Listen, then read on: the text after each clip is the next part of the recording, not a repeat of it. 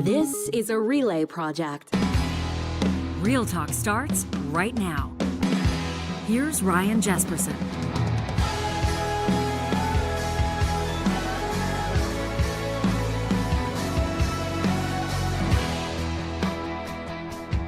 So I check my Facebook, John Hicks, technical director here at Facebook. Is that Real still Talk. exist? Yeah, apparently it's still a thing. I think I was probably trying to find something that I knew was either an X or Facebook or LinkedIn or Blue Sky or one of the other platforms that we use. Yeah. Hello, Real Talkers. We try to find you everywhere. We want to meet you where you're at. Casual Friday. It is Casual Friday in a way after a very busy Thursday, and details on that in just a second. So I signed into my Facebook today, and I see a message from Keki Bear, who's a follower of the show and like a big supporter, and Keki saw a video that I had posted of hosting the State of the Province. Yesterday, at Ford Hall at Rogers Place in downtown Edmonton. Huge. Presented by the Edmonton Chamber of Commerce. Alberta Premier Danielle Smith speaking to, I'm going to say 700 people or so in the room. And Keki Can I show Bear. this? What are we showing here? Are we just? I want to show it. No. Oh, you mean are you showing my screen? Yeah. Thank you for asking. Yeah. I would say no, just in case. Well, just it's your because DM, there's some so, stuff where people are like, "Don't use my name. Okay, I'm sharing cool. this." Yeah, but thank you for asking. And Keki Bear replies to my post about the state of the province and says, "I hope, Jespo, that you could hear us loud and proud We could. down below fighting for the students." Oh, man. And I just get this huge smile on my face because what a display and what a demonstration. It was a mind bender for me.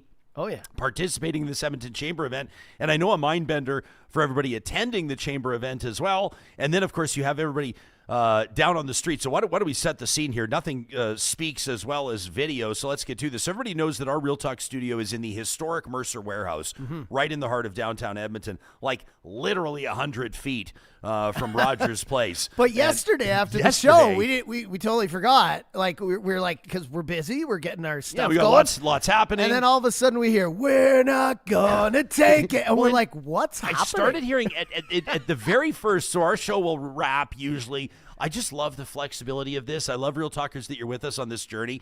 When John and I used to work in radio, it'd be like your show ends at 8:54:30. And now we're like, our show ends at some point between like 9:55 and 11 a.m. It depends on the day. But so I'm going to say it was approximately 10:30 in the morning yesterday. My crew call, like I'm supposed to be at this event for, sound check and check in with everybody behind the scenes at 11 a.m., 11:30 hard start. So I know it was not even 11 a.m. yet.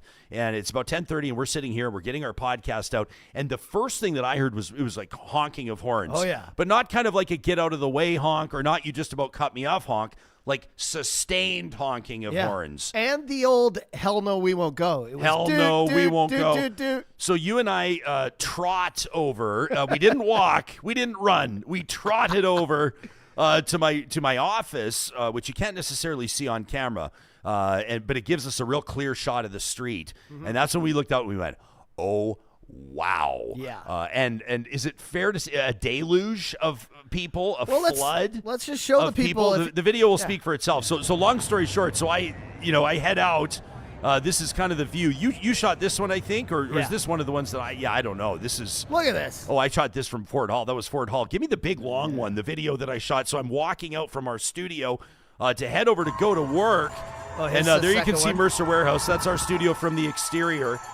I'm not good with estimating numbers of people, but I'm going to say It's a lot. For at least a city block and a half, there was people at minimum shoulder to shoulder lining the street, and at maximum 5, 6, 7 people deep. I'm going to say there was 1,500, 2,000. I don't know how many people were down there. There was a lot. Yeah. By the time you get to it, and I just keep this rolling. You know what I got to figure out, by the way? I got to stop shooting video for Instagram and shoot for YouTube. This is good, though. You kind of get the sense, but this what you're seeing right here is like 45 minutes before the thing gets started, and people are already starting to make their way down there. You can hear the cowbells.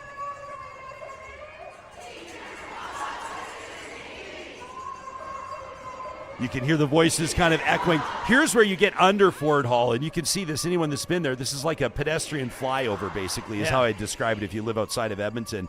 And so the echo nature of that. But that right there, like what I'm walking under right here in the video, is where the lunch is happening. That's where the event is. It's not inside the rink. It's in Ford Hall.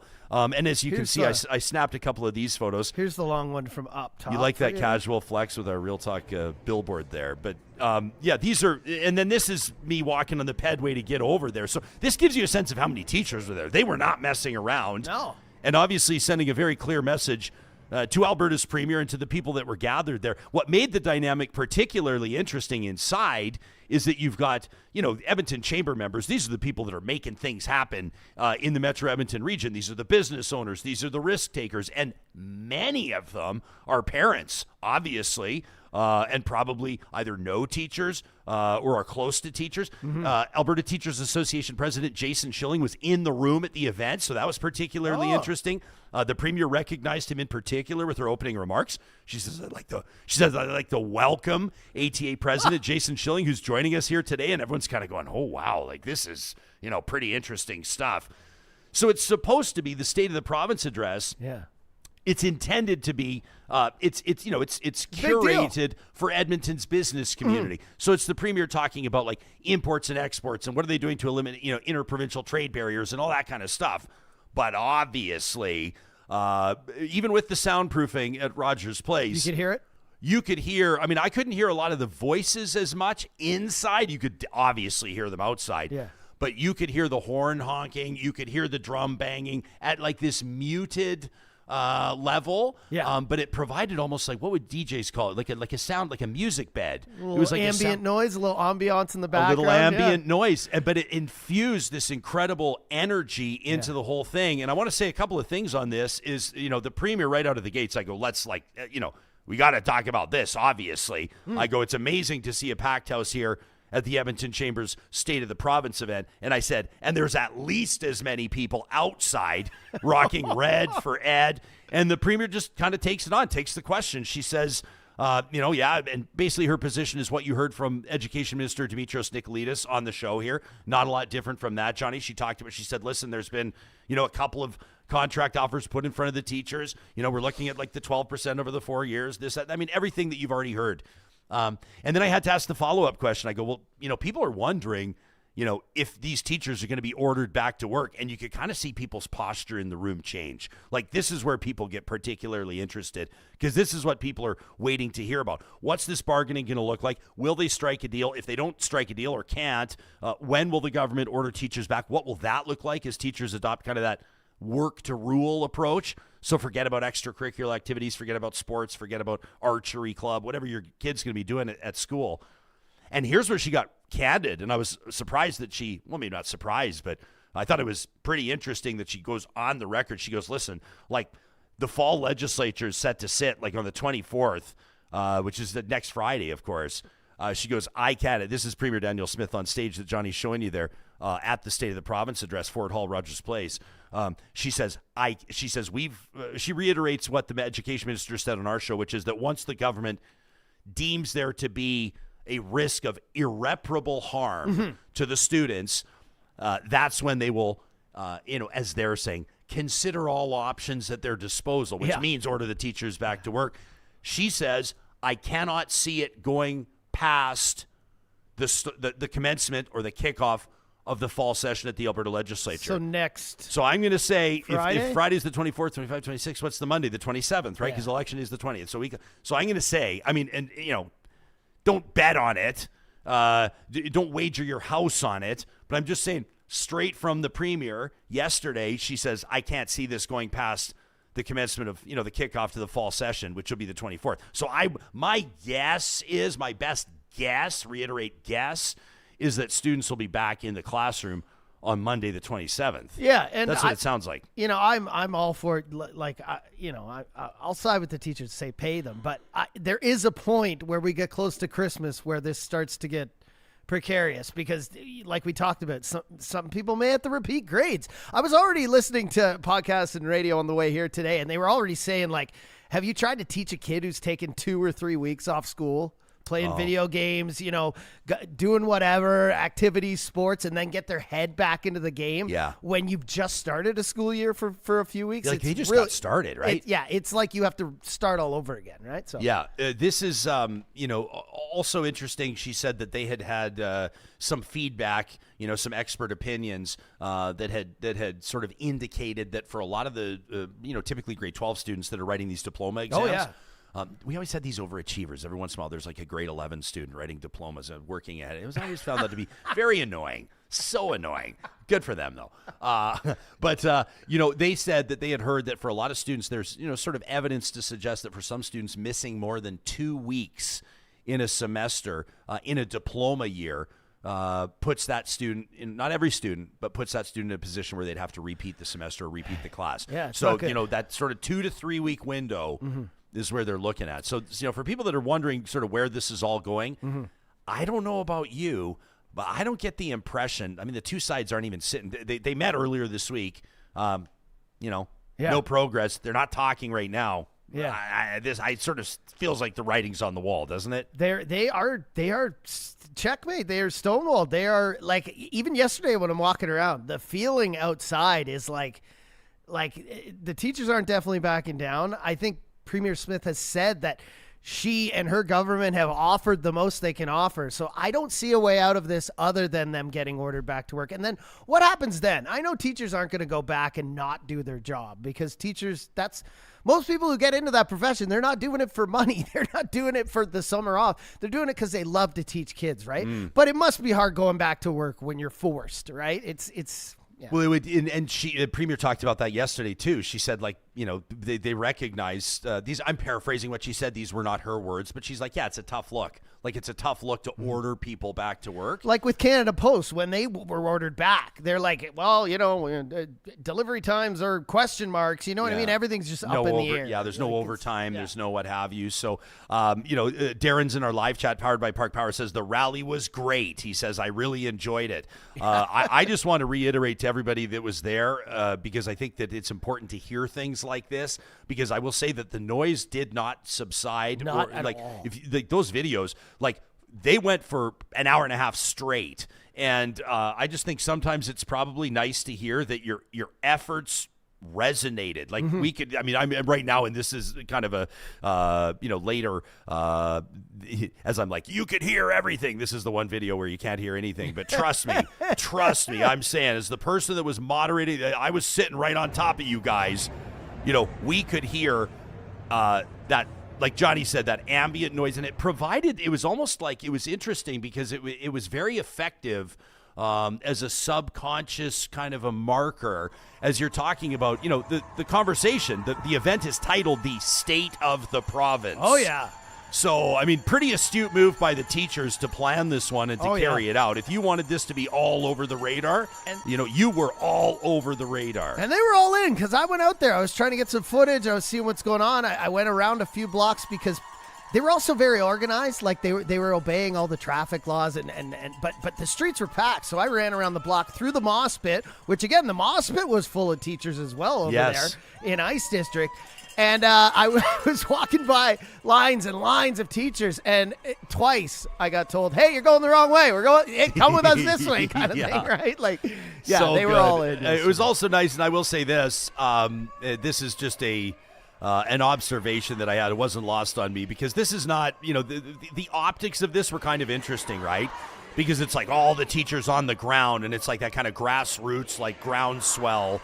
And then you have, the business leaders and the chamber members up above. It's a contrast kind of looking down. But I wanted to reiterate a couple of things. And number one, the conversation in the room, and I was privy to it. I was in there. I was moderating it, but also just, how it goes at these events. You're mixing, you're mingling, you're talking to people. People are also very sympathetic to where the teachers are at. Like a lot of these, if not most of them, like a lot of the people in that room attending that luncheon have kids in school. Like, do you know what I mean? Oh, for sure. So it wasn't like, I thought the framing was kind of interesting, and I think the teachers did a very effective job of getting all over the radar. But at the same time, it wasn't lost on me that I was walking over there and you get a bunch of teachers being like, Real Talk, Jespo, what's up? And then you get into the chamber thing and it's the same crowd and you realize that the people that are listening to these episodes, you, our subscribers, the people that are watching us on YouTube, we have a lot of things in common and we have a lot of common goals. And I know that sometimes, in particular, following this story, it feels like, people are just so far apart. But when it comes to like real life, people talking in real life, I mean, like talking about a bizarro world, Johnny. Yesterday, the Premier to Edmonton's outgoing mayor, Amarjeet Sohi, just had like glowing remarks about Amarjeet Sohi. It was everybody kind of looked. Yeah, she goes, he and I may cheer for different teams, and she goes, him, the Liberals, she says, and me with my team,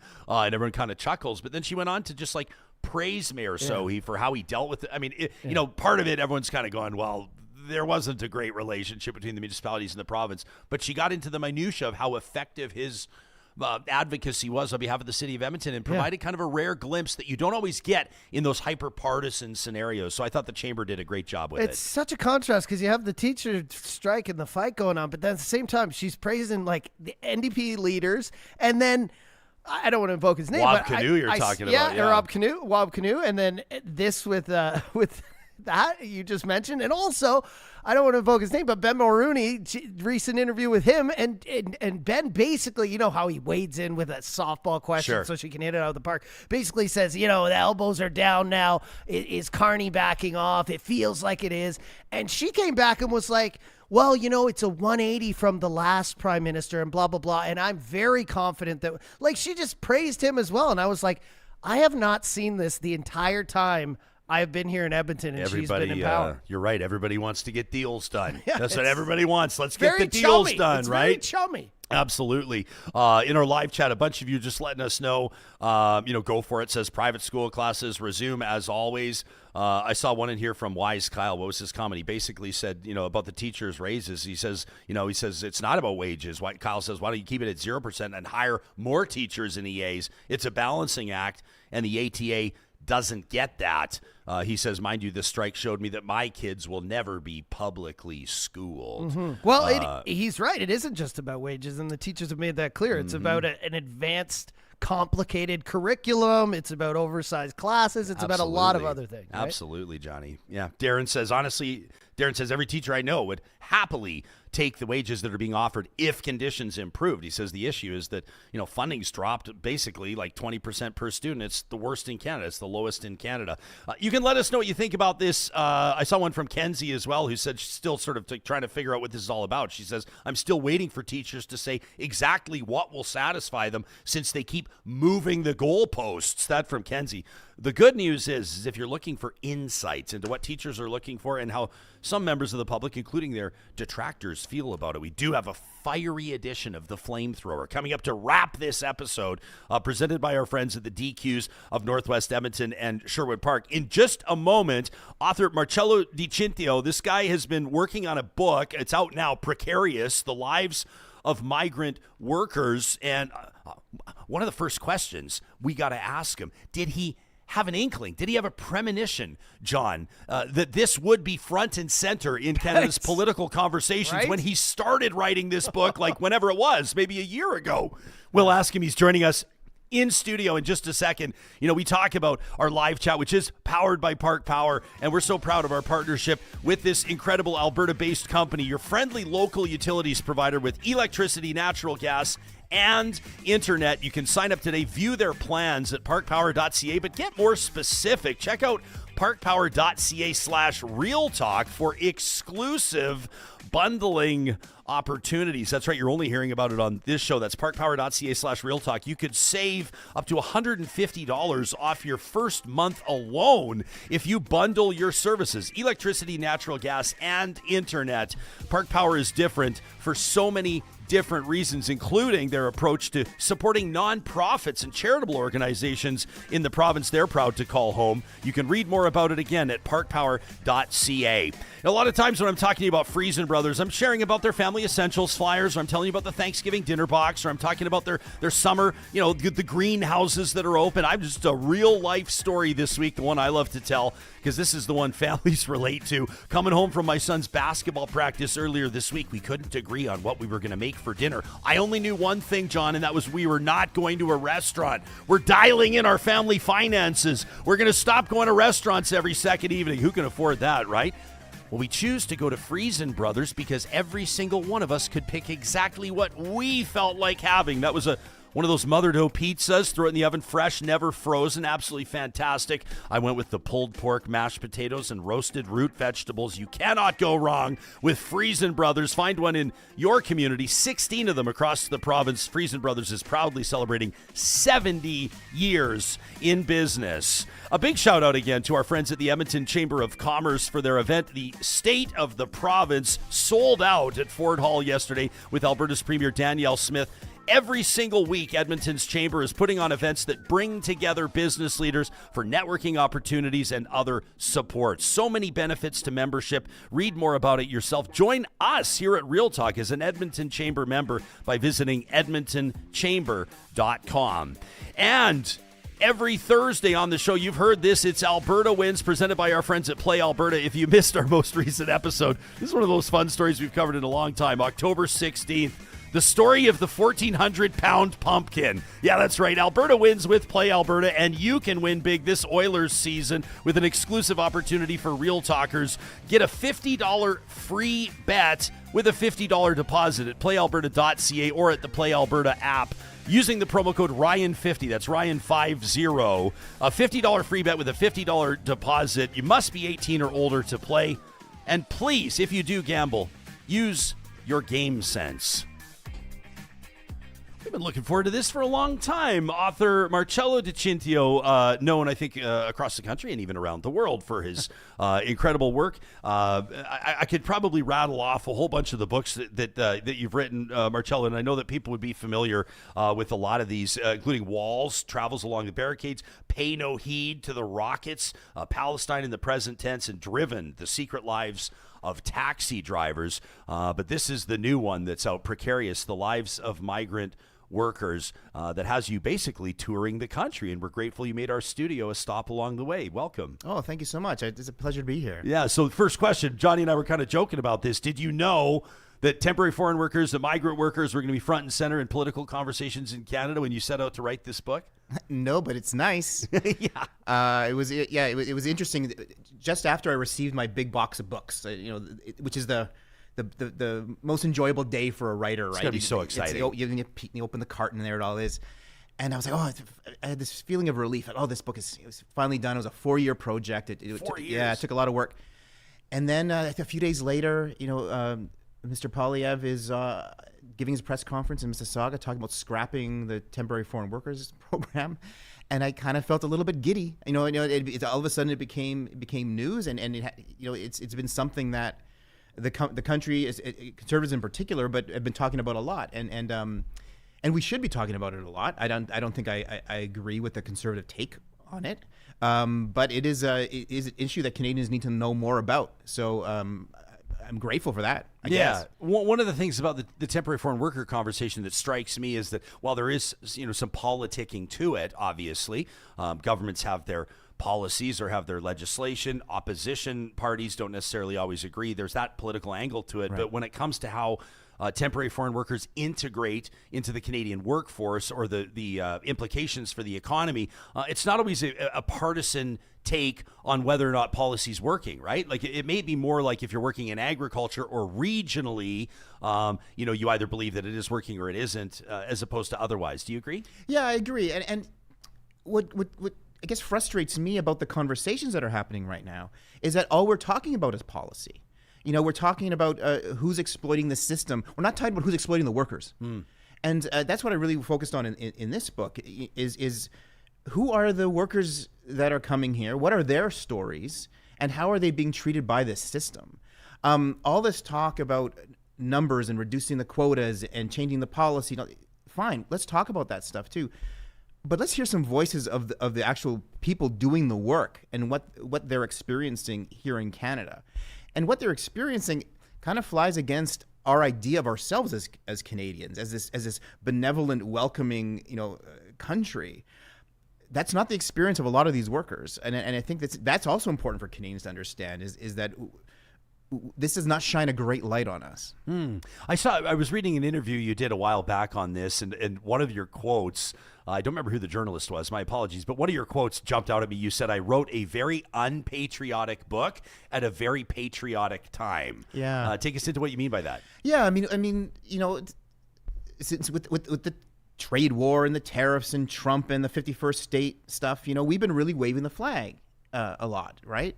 And fair enough. I can't remember the last time I bought an American lemon. You know what I mean? Like, I'm participating in this too. But at the same time, I put out this book that shows, hey, no, I'm not part of the Canada is broken crowd, but we do not live up to our billing as much as we should. And I think we need to, if we're going to be a great country, then we should look at where we're failing, straighten the eyes, and work to solve those problems. So how did this first get on your radar then? Like, let's take us back to 4.5 years ago, let's say, before, you're what are you, like walking your dog or something, and something happens and all of a sudden you have an idea for your next book? Unfortunately, sadder than that. My grandfather passed away in 2020. And, he was in his 90s, 97 years old, wonderful man. And I started thinking about his life, as one does when someone passes. Sure. And so he was a migrant worker before such a term existed. He came from Italy in the 1950s, leaving behind his 3 daughters and wife back home, and came to Canada to work, to send money home. And he worked in construction and greenhouses like migrant workers do now. And he never wanted to stay. He wanted to be temporary. He wanted to go back to Italy. But my grandmother is stubborn, and she said, no, we're coming to you. And she packed the girls onto a boat, and they sailed across the Atlantic. And so thinking about him, thinking about my nono, and how there must be thousands and thousands of people in Canada that have made the same journey. They've left family behind, come here by themselves, to send money home, come here for the opportunities that Canada provides, particularly the financial opportunities. The difference, though, is that when my grandfather came, he was allowed to stay. There was no temporary foreign worker program, right? He got landed immigration status when he came. Today's migrant workers do not have that opportunity. They're welcome to come and work. We'll take their labor. We want their arms and their backs. We don't want them to stay. And I was really interested in those stories because I don't think we hear those stories very often. So can you take us through the process? Because you share, the book's very well done. Thank you. You share firsthand stories. Yeah. You're sharing personal accounts, first and last names, introducing your reader to these individuals. Yeah, all my books have. That's what fascinates me as a writer is kind of these untold stories, right? I'm not interested in policymakers. I'm not interested in people with power. And so I really wanted to get kind of the backstories of these people because we don't hear them. Like I said, we don't hear those stories. Canada's filled with immigration stories, not so much of this kind of temporary migrant stories, right? So I spent the better part of those 4 years traveling across the country, meeting with workers in all kind of manner of sectors, as well as kind of their advocates and the occasional academic, and to kind of learn about, to get their backstories.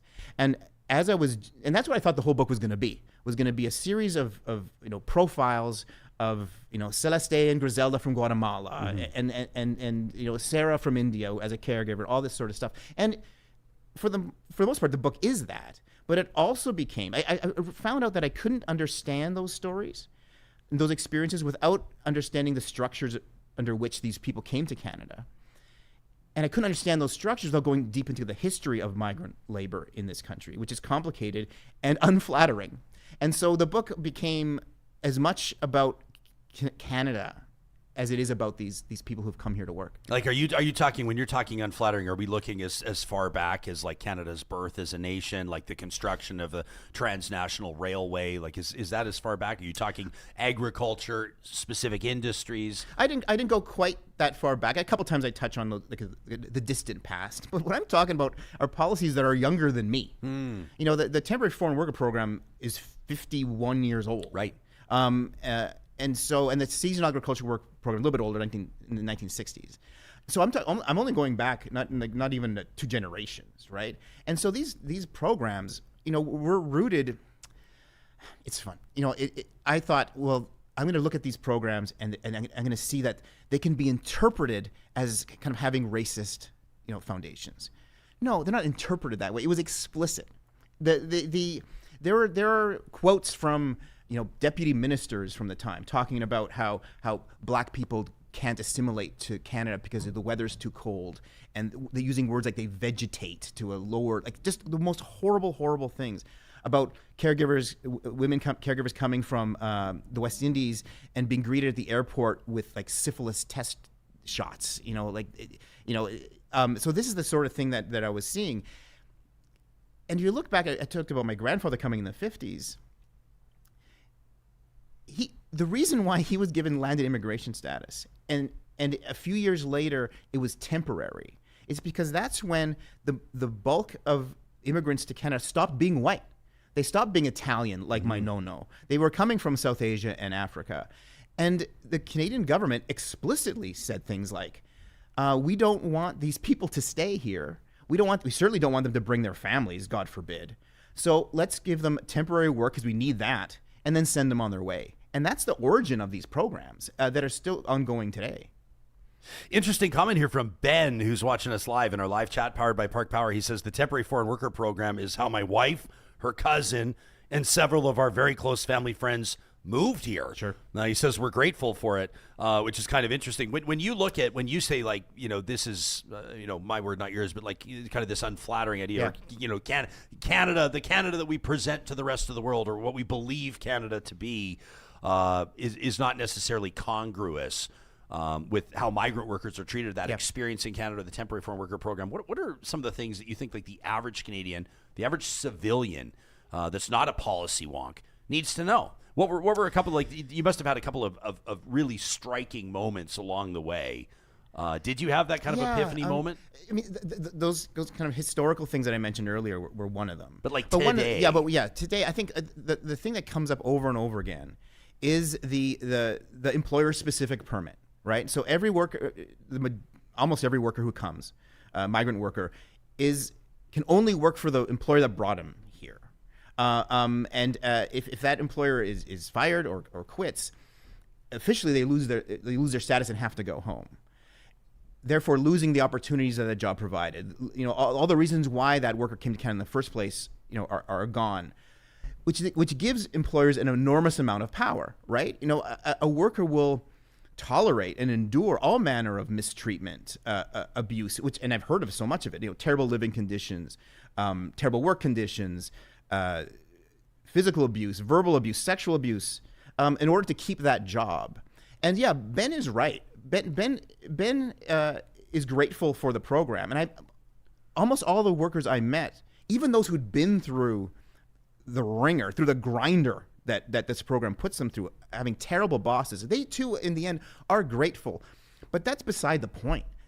Just because at the end of things you're happy that you went through it, doesn't mean you should have been forced to go through it at all. Like, it's not that the ends justify the means, or just that because it's a little bit better, or even remarkably better than where you came from and the experience you were having there. Like, well, this is better than that, is not justification for this to not be better. Of course, and certainly not a justification for not just being better, but abusive and exploitative. And so that's where we need to look closely and make some changes. So do you see, when you talk about Pierre Poilievre, I think it's a good thing to be putting it in front of Canadians. Yeah, I think it's something that we need to be talking about. We've had this interview circled on our calendar for quite some time because it's a conversation that needs to be had.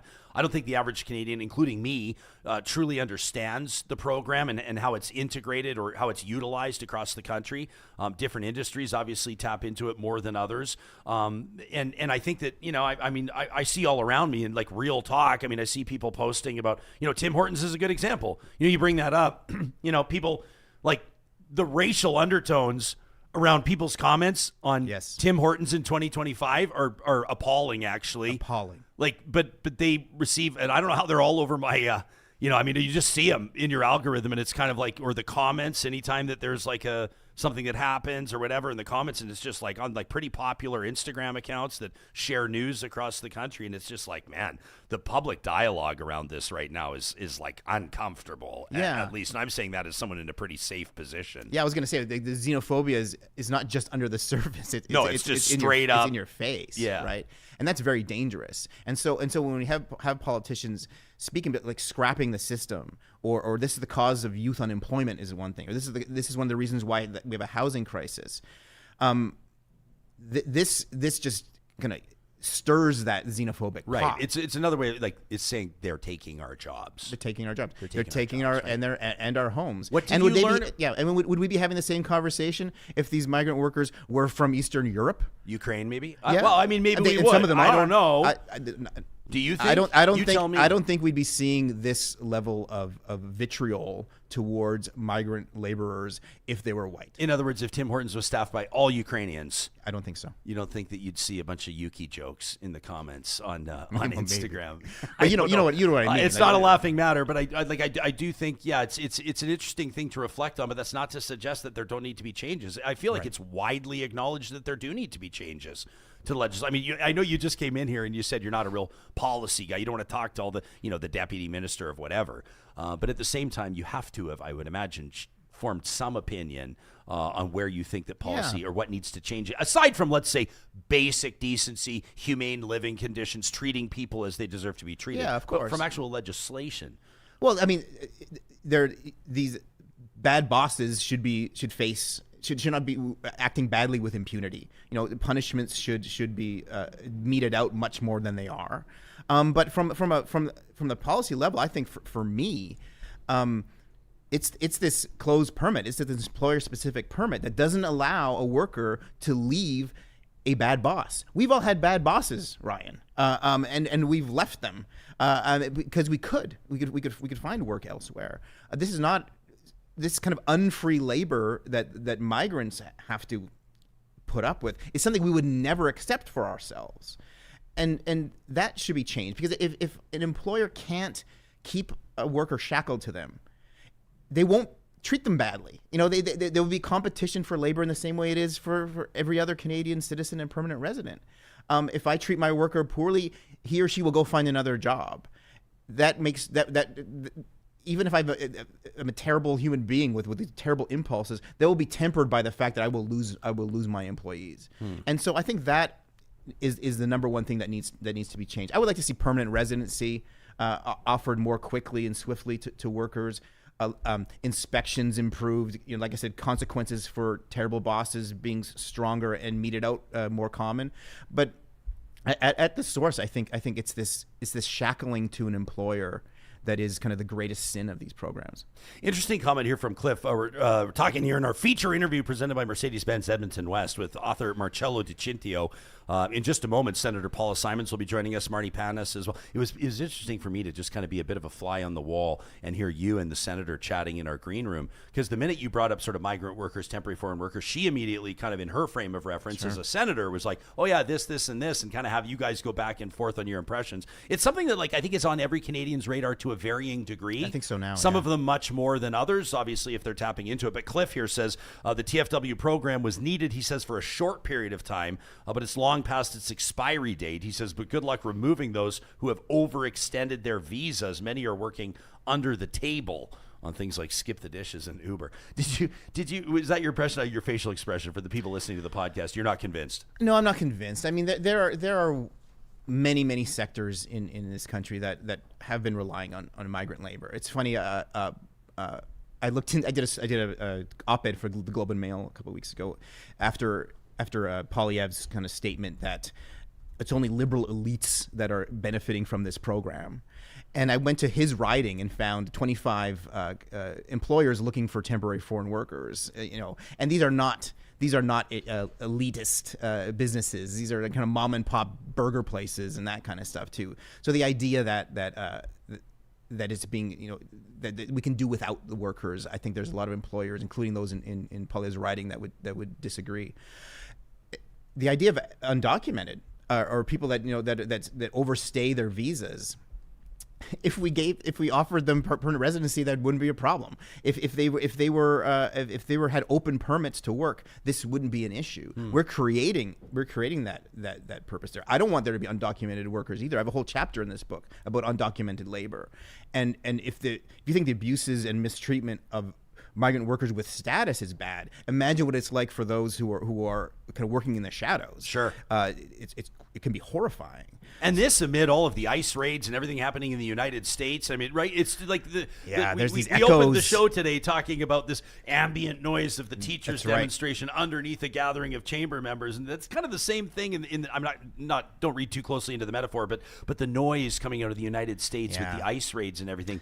The conversations in Canada about migrant workers, it takes on a whole new tone. It really does. That kind of throbbing darkness from the other side of the border. And almost this anticipated increase in border migration, south to north into Canada, which I don't know that you see sort of in particular Manitoba, maybe in Quebec, some examples of it, but not a flood like I think some people were expecting when those ice raids started. Right, that's right. Not very much. And then the idea of, and this is perhaps a whole other topic, but we talk about undocumented people in Canada. It's not people who have snuck across the border. The vast number of undocumented people in Canada are those who overstayed a visa, or refugee claimants who had their claims rejected, or international students whose permits are gone. So they're people that came here with status and then lost status while they were here, not kind of furtive sneaking across the border, which I think is the image in some people's heads of what that means. Sure. Yeah, I've never been convinced, and I try to, when I have these hot takes, I really try to base them on albeit anecdotal feedback, but what people in living in real life circumstances tell us. We get like all these emails to the show. People stop us in the street and share their stories, and that a lot of times fuels. And it's kind of how you write your books, right? It's like what real life people say to us. Yeah. And I've heard different feedback on the temporary foreign worker stuff, on the migrant worker file, so to speak.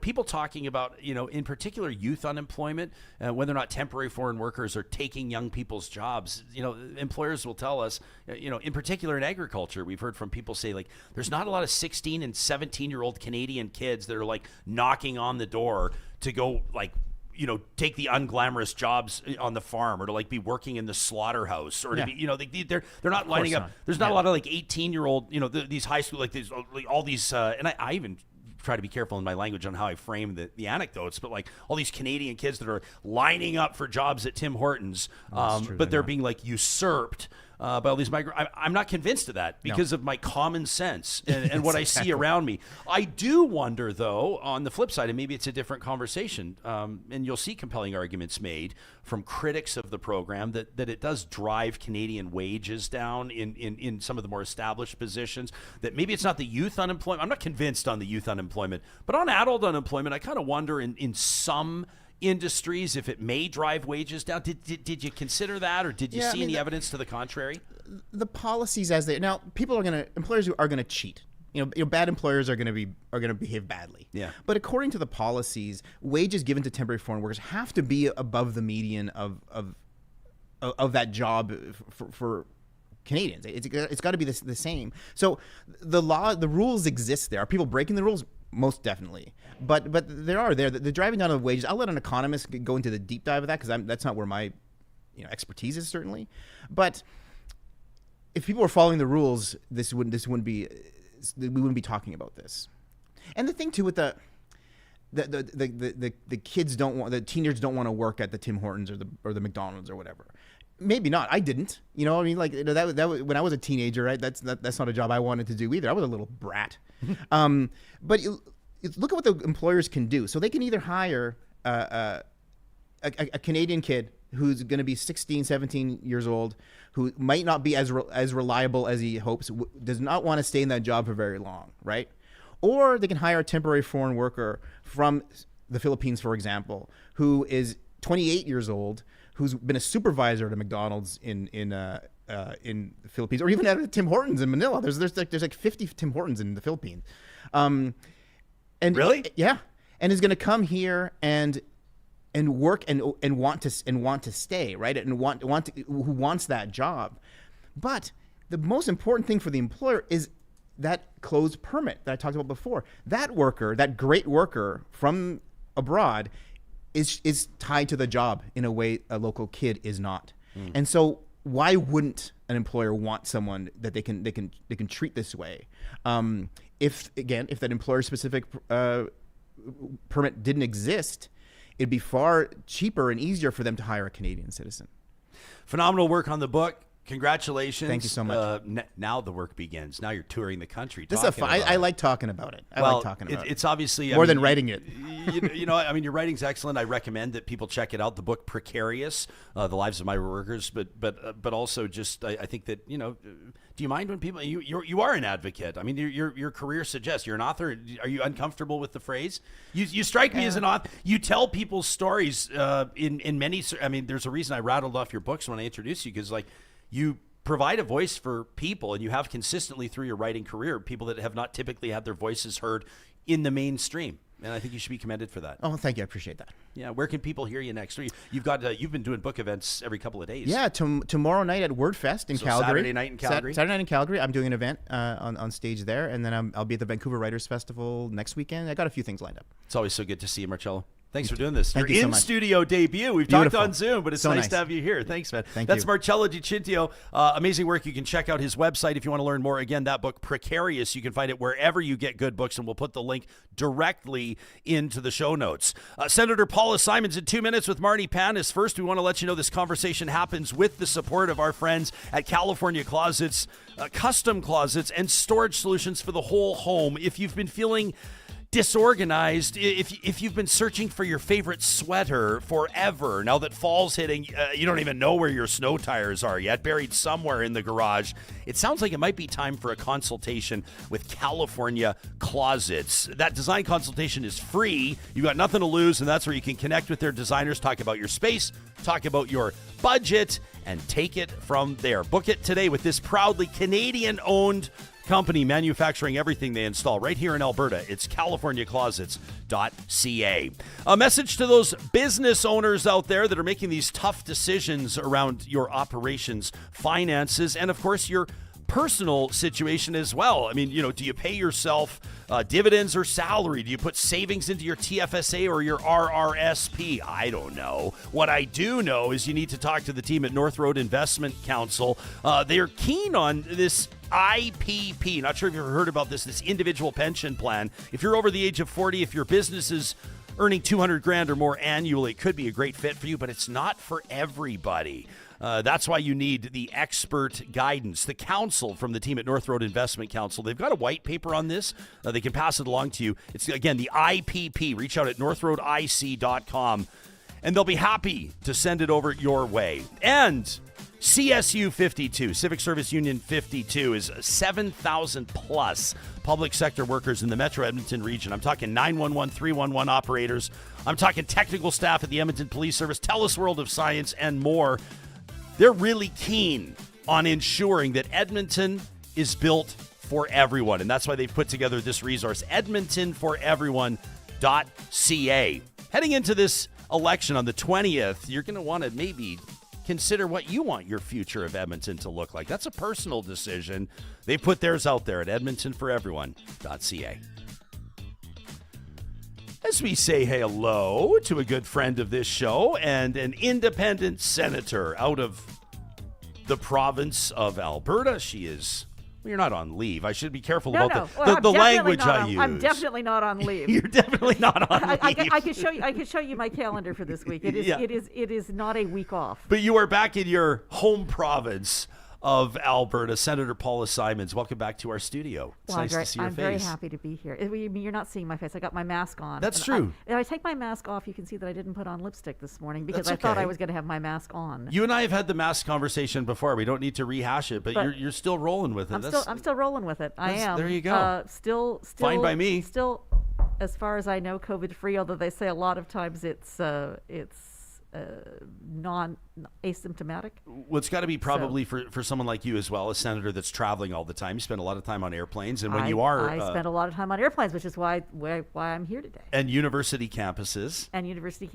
And all over the place. Yeah, well, it's nice to see your face, and I want to talk to you about something that you've been advocating for. As a matter of fact, you just spoke to your Senate colleagues just a short time ago about why we need a Made in Canada verified traveler program. And we'll get into this in just a second, but I wanted to loop in a friend of ours. She has also been advocating on this for quite some time, and she's a very familiar face. Marni Panas is a highly sought-after inclusion professional who's worked to shape policy and legislation protecting the rights of marginalized people across Canada in workplaces, in healthcare, education, and community. Marni is also a transgender woman who's been fiercely and proudly open about her journey in hopes of fostering acceptance through education and respectful dialogue. Welcome to Real Talk. It's nice to see you, Marni.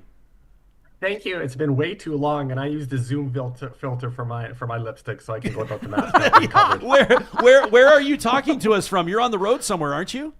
I'm coming to you live from downtown Toronto. Go Jays right now. I'm here with my partner is currently in our fellowship for a year. So I've been making many trips every second weekend or so to Toronto from Edmonton. Okay, well, listen, sometimes this just works out perfectly where two friends of the show are both dedicating their efforts or in some circumstances living an experience that brings together a Real Talk roundtable. And that's kind of the case today. Well, not kind of. It is the case today. But Marni, why don't you kick us off on basically this comes down to what we're going to be talking about today is changes, can I say, to the Canada-U.S. border reality that are impacting some Canadians in disproportionate fashion. Can you set the table for this? Yeah, sure. And I think this reality in the United States impacts all Canadians. And at a very personal level, as a transgender woman traveling around the world and even in Canada, it is already terrifying to travel while trans. The questions that come up at border crossings, every TSA screening or with CATSA screening in Canada opens the door to invasive questions, ridicule sometimes when they want to do physical pat downs. They don't know who to bring or what to do, and it just creates a whole lot of questions and anxiety, and not to mention the things that I have to travel with for my care. And that level of anxiety is so real all the time. So as part of my, to mitigate any interaction that I have with these officials, is I went through the process of getting my Nexus card. And to do that, you have to, Homeland Security is the arbiter of whether I get one of those or not. And that Nexus card allows me to go through the quicker lines at the airport in Canada. I don't have to take the things out of my bags. I don't rarely get secondary searches. And of course, if I'm traveling to the United States, I get the TSA pre-check, and the interactions at the border are very limited with humans. So that reduces a lot of my anxiety. The problem here in Canada, though, is that it's Homeland Security that decides whether I get to travel safely in Canada. Because I have no plans to go to the United States. It's not safe for me. In fact, it could be illegal for me to be in certain places in the countries. I have no plans to go there. But this impacts my ability to travel here in Canada. And why? It's because the United States government's really horrendous attacks on underrepresented people, particularly trans and non-binary people. They're changing how they're recording the data for gender identity in their records, which means that when I go to renew my Nexus card in 2027, I don't know what it's going to say if I will get approved at all. And every Canadian, this isn't just about me, but every Canadian should be concerned about the discriminatory practices of another country dictating whether any of us can travel and how we travel within our own country. Everybody should be concerned with that. That's the stage. Thank you for setting it. Senator, how did this become a priority for you? Well, actually, ironically, this became a priority for me even before Donald Trump was reelected. I travel all the time. When I was a journalist, I traveled from time to time, but now as a senator, I commute twice a week on a plane. And for years, I stood in the long line and I watched the people go through the good line, and I thought, The people going through the good line don't have to unpack their computers or take off their boots or take off their jackets, and I'm standing here in the long line. So I thought, okay, I will get a Nexus card because I wasn't planning a lot of U.S. travel, but I thought I'm transiting through airports all the time. Well, in order to get in the good line, you either have to be a member of the Canadian military, you can go in the good line, a Canadian police officer, you can go in the good line, or if you're a pilot, you can go in the good line. But if you're a traveler and you're not a member of the armed forces or the police, you need a Nexus card. So even if you're a senator, a Canadian diplomat, the prime minister, you need a Nexus card to go through the fast security line. And we in Canada have rather lazily defaulted to using the Nexus card as our equivalent of a fast pass and easy pass.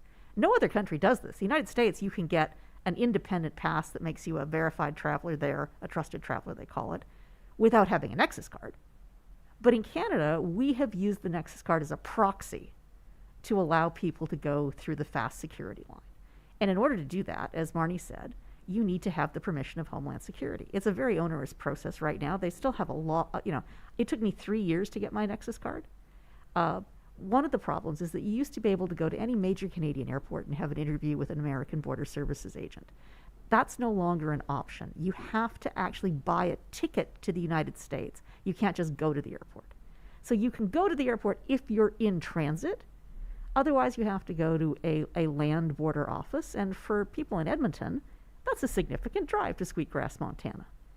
So that's one of the problems. Second problem is you have to do the interview at the American border in English.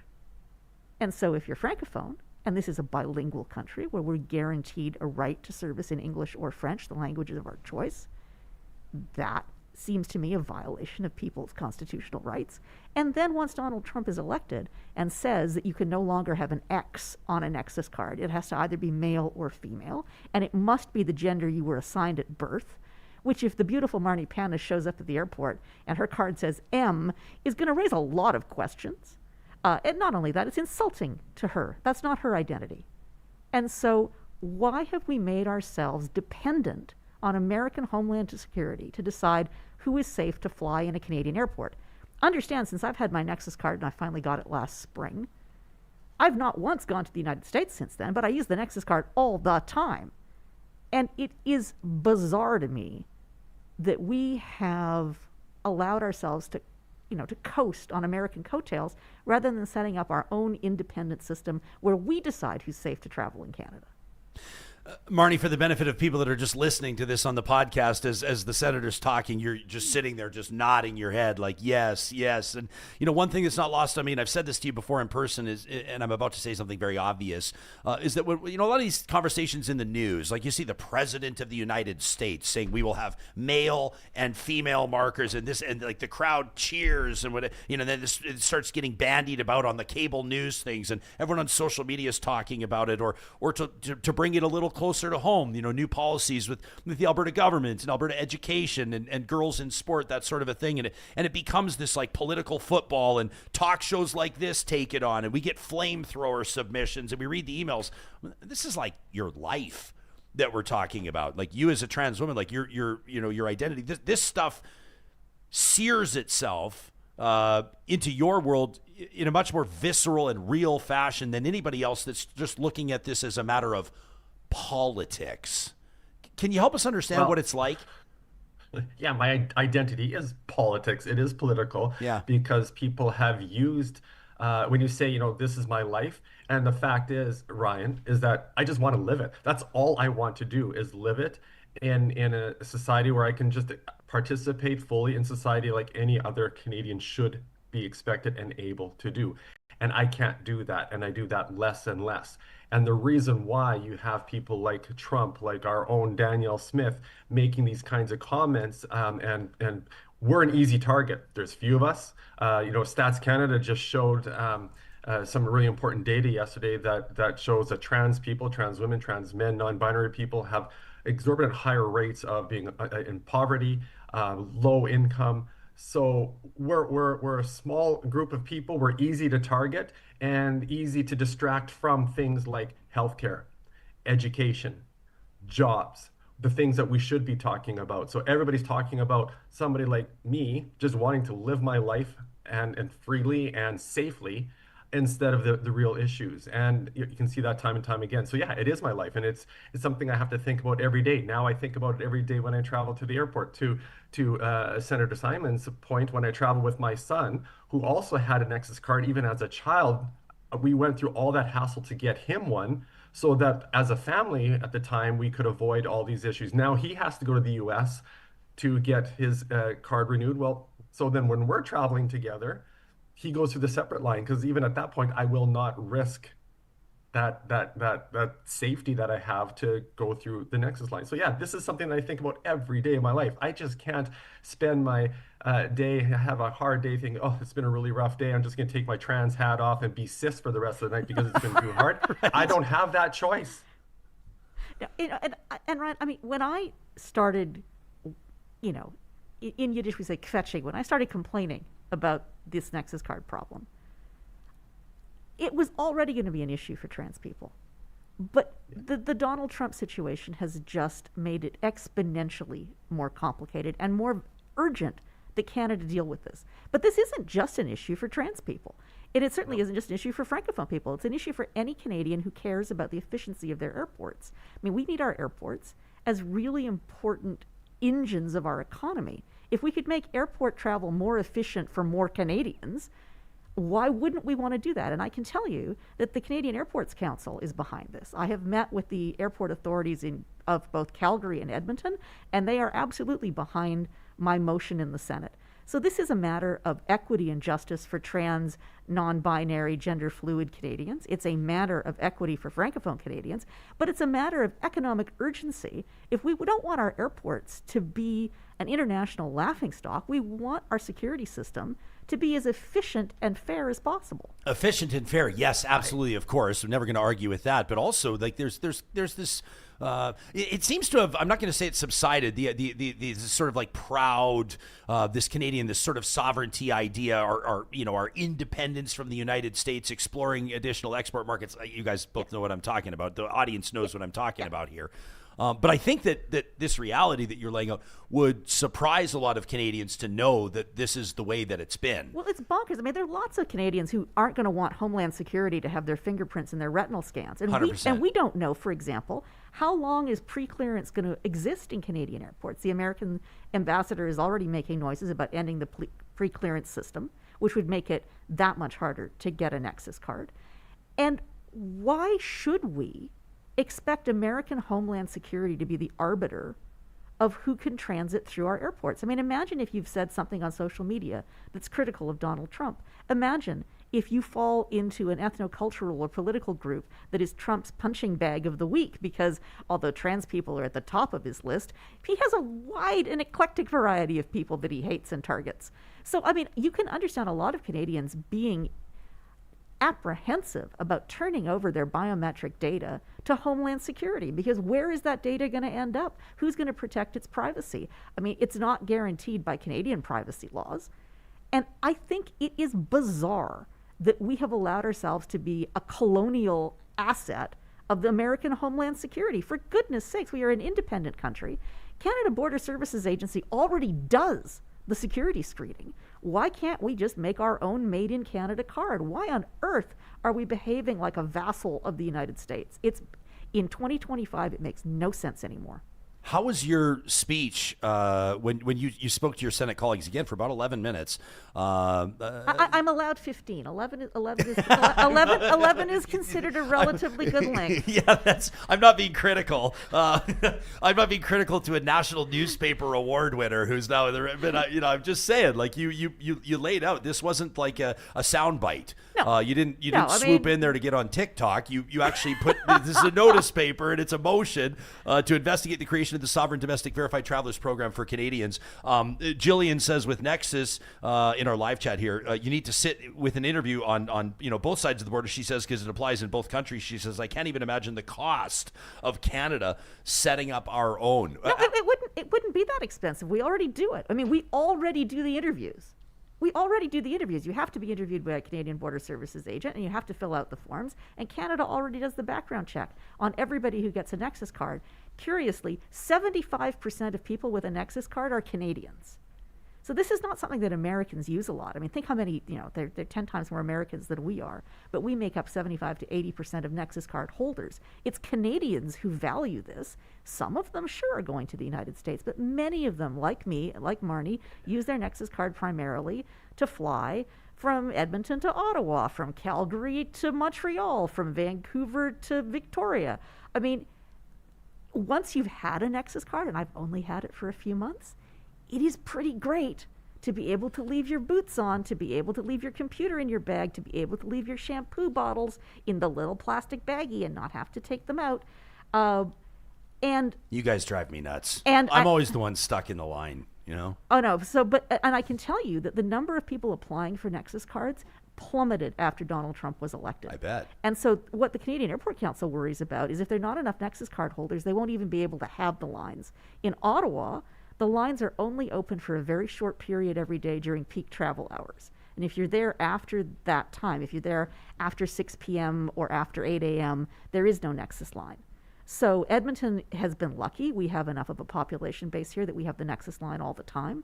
But if we don't have enough Nexus card holders, then that service won't be available. And I know that if you're standing in the slow line and you think, oh, the fancy people in the big, in the fast line, the big shots, blah, blah, blah. Well, I've only been a big shot for not even 6 months. But anybody can apply for a Nexus card. You don't have to be rich or famous. You just have to fly enough that it's worth your time. So if you're looking after elderly parents, if you're visiting your grandkids, if like Marni, you have a long distance relationship and you're traveling a lot, for that reason, getting a Nexus card is worth it.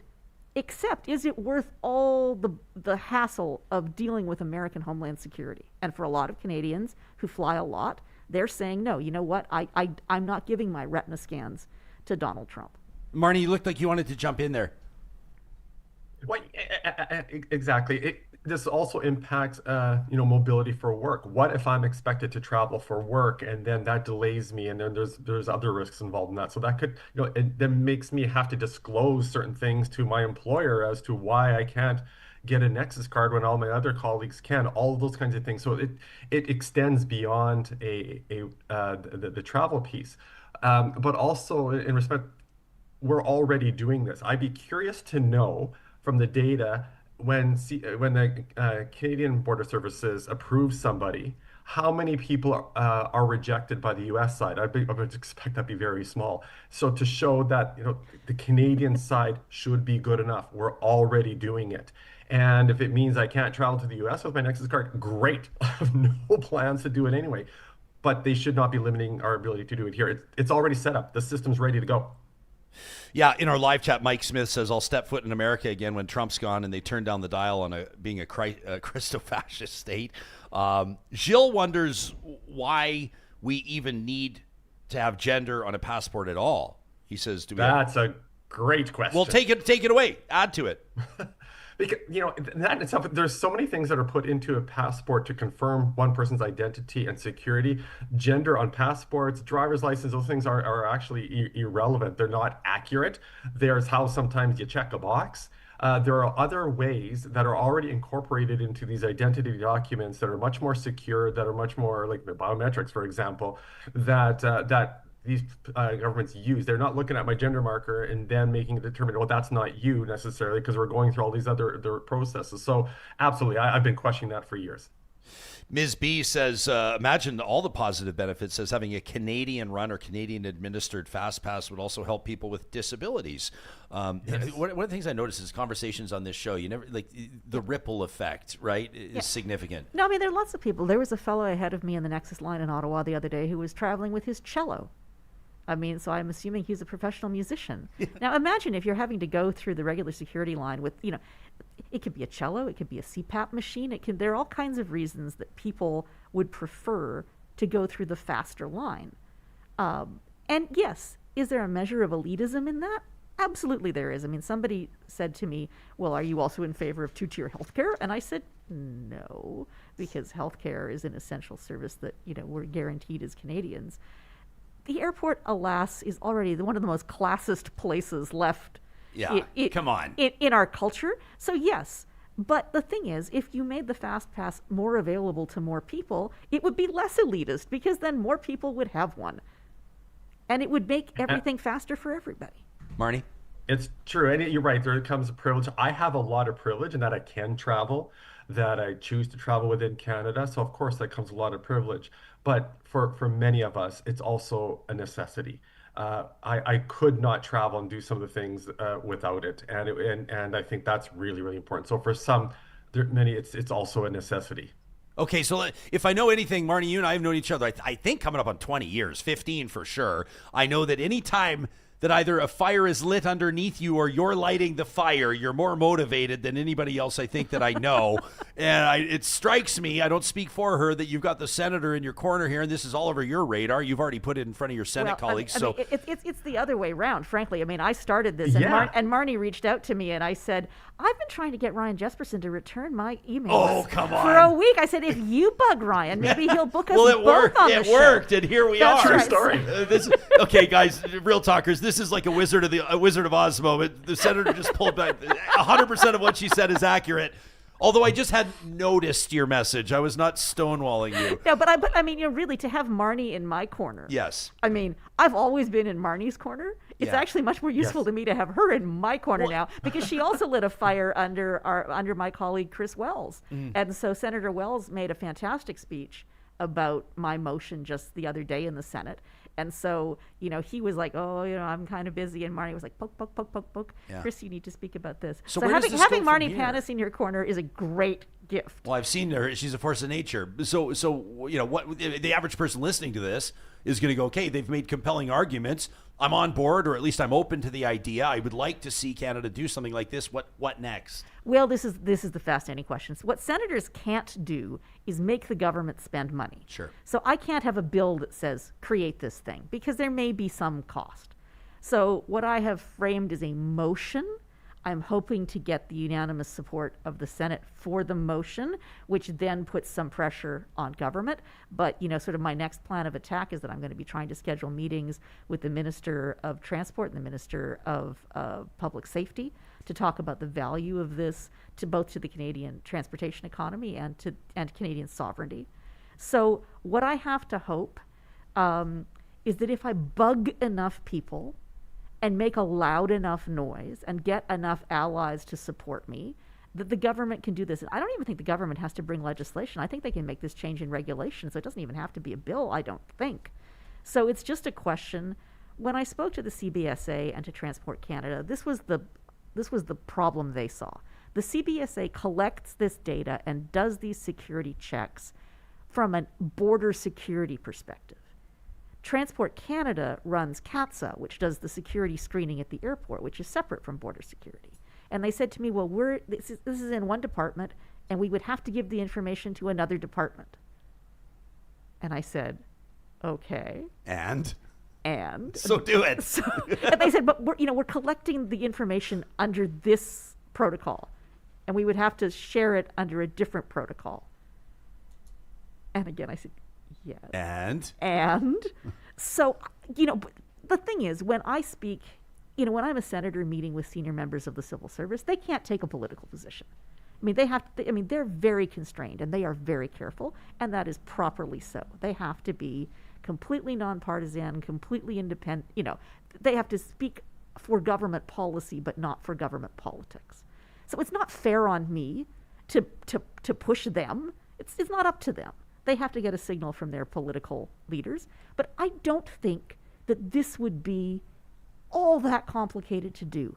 And I think the benefits of it for respecting the charter rights of trans and genderqueer Canadians, for respecting the constitutional language rights of Francophone Canadians, and for improving our national security and our national economy. If we want to have a build one Canada economy model, taking down as many barriers to interprovincial trade and travel is a good thing. I mean, so to me, this is in alignment with what the government wants to do, and I'm hoping that I can get my Conservative Senate colleagues to support this as well, which would send a message to Conservative electeds that this is something that every Canadian can get behind. Well, it's a compelling argument. I think on the security front, I think on the economic front, I think on all of the other fronts you talk about. Anytime that you can bring in as well and tap into Canada's, the rich tapestry that includes Quebec and Francophone Canadians, not limited to Quebec. Well, no, certainly. I think it's probably easier to get interview in French in Quebec. But what if you live in Bathurst? No, that's what I'm saying. What if you live in Falher? Incredible Alberta, Saskatchewan community. Falher, great shout out to Falher, by the way. Yeah, Home of Keith Reed, former do you know how long it captain of takes the to drive from Humboldt Falher Broncos. to Sweetgrass, Montana? I mean,